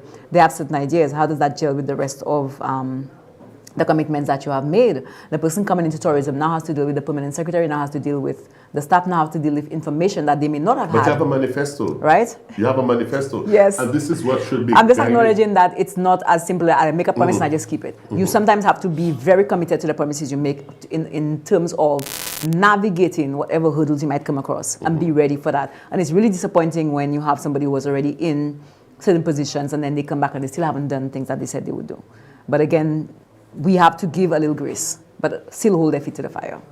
Yes, most definitely. You know, like I said, it changes. You might want to say, I want to do this, I want to do that. But again, like I was alluding to, the fact that you have a manifesto, and therefore manifestos are supposed to be guiding the political parties. And talk about manifestos. Yes. Something that was quite interesting in this year's manifestos of both political parties, use of AI. Yes, yeah, and actually not just the manifestos, but let me tell you, the campaign, I was disappointed to see use of AI by both. That was disappointing because we need to be people are still not. St. Lucia is still not on the same level as a lot of countries that have a certain amount of penetration of internet data, etc. Right? People are not okunwa with everything, and some people literally buy the things they see. They don't realize that these things can be done using AI. They will see a video and they say, "Oh, that's true. That's literally happening." And I think we need to look at now putting policies in place to deal with that. And when we are planning and to use AI and to use these technologies, we also need to understand our context. We've spoken about the level of literacy. Literacy has to move from just ABC 1, 2, 3 literacy, just being able to read, write, arithmetic, into a not just functional literacy, comprehensive literacy, but also literacy that we have to look at literacy that includes artificial intelligence. We must educate people. Sometimes you could jump the line on people being able to quote unquote read and write, and look at teaching them about how AI, you need to be able to identify AI. And again, back to our reporters, our journalists, who are somewhat of the guard for us, who are somewhat of the people who are going to come, who should come forward and say, how do we identify things that are created using artificial intelligence? How do we inform the public to identify those things and to be aware of those things in them decision making as well? Yes, the use of AI is certainly something that has to be looked at, and whether we want it or not, it is here. It is something that we have to live with. It's just like COVID. Well, COVID, we have to live with COVID now. AI is that we have to live with AI. AI is taken over a lot of the things that we are doing as human beings. And when you looked at the two manifestos, a lot of them spoke about AI and using AI in schools, ensuring that not just go, if you have a question, not just going to AI and say, okay, AI, how do you do this? But using AI as a tool to help you in terms of developing whatever it is that you want to develop. As a prompt, not as a replacement. Yes, because AI is going to give you an idea of what it is that you need to do. But at the end of the day, the critical thinking has to be yours, because you are not the only person who will be going to AI. The teacher gives you the question. The teacher might have gone to AI already and see what AI is saying. Yes. I'm not saying that every AI answer. But there are ways to determine. I like to use the Kim Kardashian example for young people now, because she's one that came out and said AI, quote unquote, fooled her because it kept giving her the wrong responses, and she was studying she was studying law. And then a lot of what she was doing, she was going to AI to check her answers or to get information. And there was a lot of misinformation on AI. And we need to inform our children of that. And they need to be able, again, to identify where the gaps are and to use AI in a way that's beneficial. We can't, as you said, it's here to stay. We must engage with it, but we must engage with it in a measured way. And from an environmental perspective, as you would know, artificial intelligence systems use up a lot of resources. Asking AI one question uses up like tons and tons of water to cool the systems and to make sure that what you receive, right, is, but they give you some response, whether or not it's correct. So you're getting this incorrect information from systems that are using up a lot of natural resources. And impacting negatively on the environment. Where we as small islands, how are we taking that into consideration? AI is nice. How are we saying that we're going to incorporate that when we know the impact it will have on our small islands, even though they're not based here? Okay, we're going to take our final break, and when we come back, we'll be doing our wrapping up on Election Central for this part. Don't forget, we'll be back at 5 this evening. We'll be right back.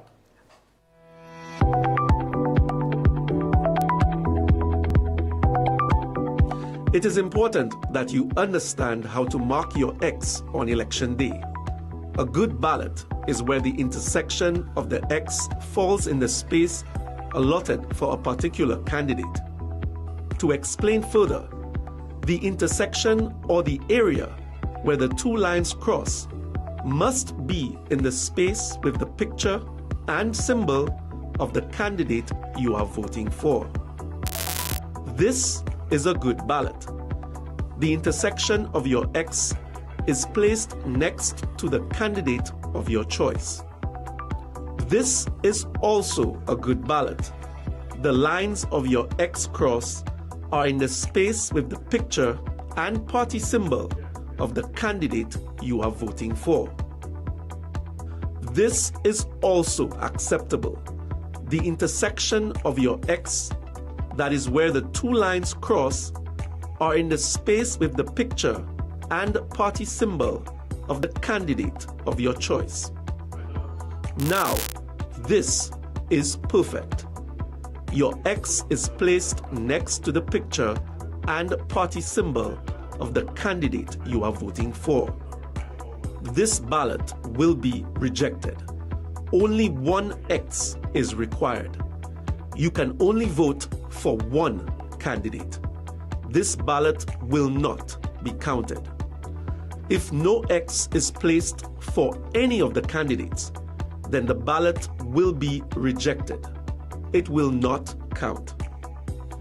This is not a cross or an X, so this ballot will be rejected.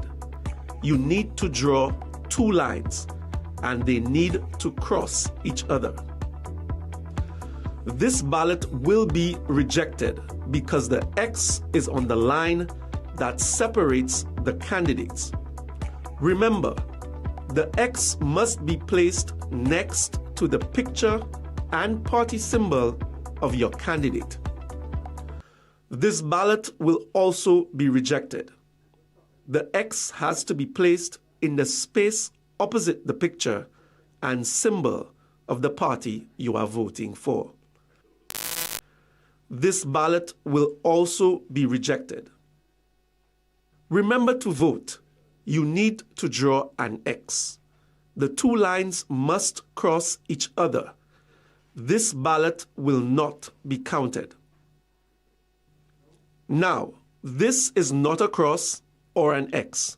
This ballot will be rejected and will not count. This is a rejected ballot. The X is too large. Your X needs to be next to the party symbol and the picture of the candidate you are voting for. It should not cross the lines separating the candidates. So take your time and place your X neatly, directly, in the space opposite or next to the candidate you want to vote for. Make your vote count. You have time to practice at home before voting day. Get your X done right. Make your vote count.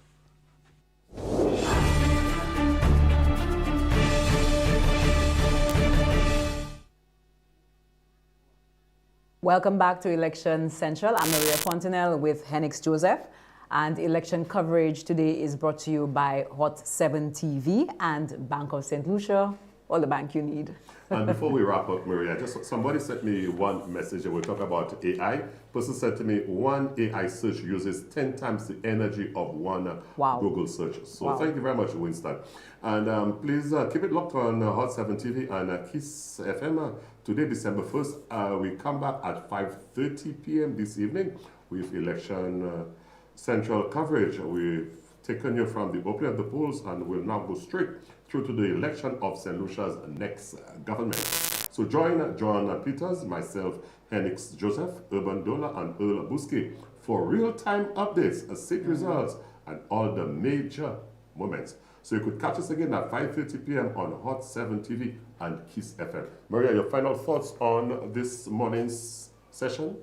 Well, I'm very encouraged by the turnout. You know, it's very important that we are engaged politically because it suggests that we have at least paid attention somewhat to what's happening in our country, that we are invested in what's happening in our country and in taking part in that process and doing the work not only on election day, but during the actual time that particular whichever government serves. So I hope that the turnout today really is very high, at least maybe close to 60%. That's, you know, that would be fantastic if it's at 60% or above. We can always hope. But I hope that the turnout is very high and that people not only exercise their franchise today, but look to doing that for the rest of the term and throughout their life. I do want to particularly shout out the women who are on the ballot for whatever party, both the United Workers' Party and the Senatorial Labour Party. I know as a female that you have particular challenges in going up for elections and in campaigning, and I want to just let them know that, you know, they have our support, and we understand as women as well how difficult that can be. And whatever party you're running for, I hope that you also bring the voice of women to the floor in whatever government is to come. And I just want to say thank you very much to Hot 7 TV, and thank you very much, Henix, for the support and for the wonderful conversation that we've had here today. It's been fun. It's been very informative as well. Thank you very much, and the pleasure is all mine. Well, this is where we say thank you and goodbye for this first section. Don't forget, 5:30 this evening, okay, join moi là. C'est ici.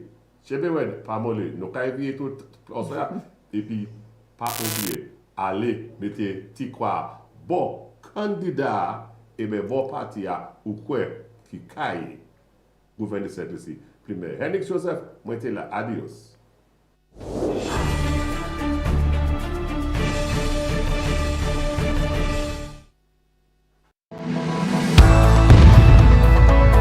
Hot 7 TV is the rising star of television in St. Lucia with our stunning 100% HD quality, fresh exciting programming, including a balanced professional newscast. We are now the fastest growing TV station in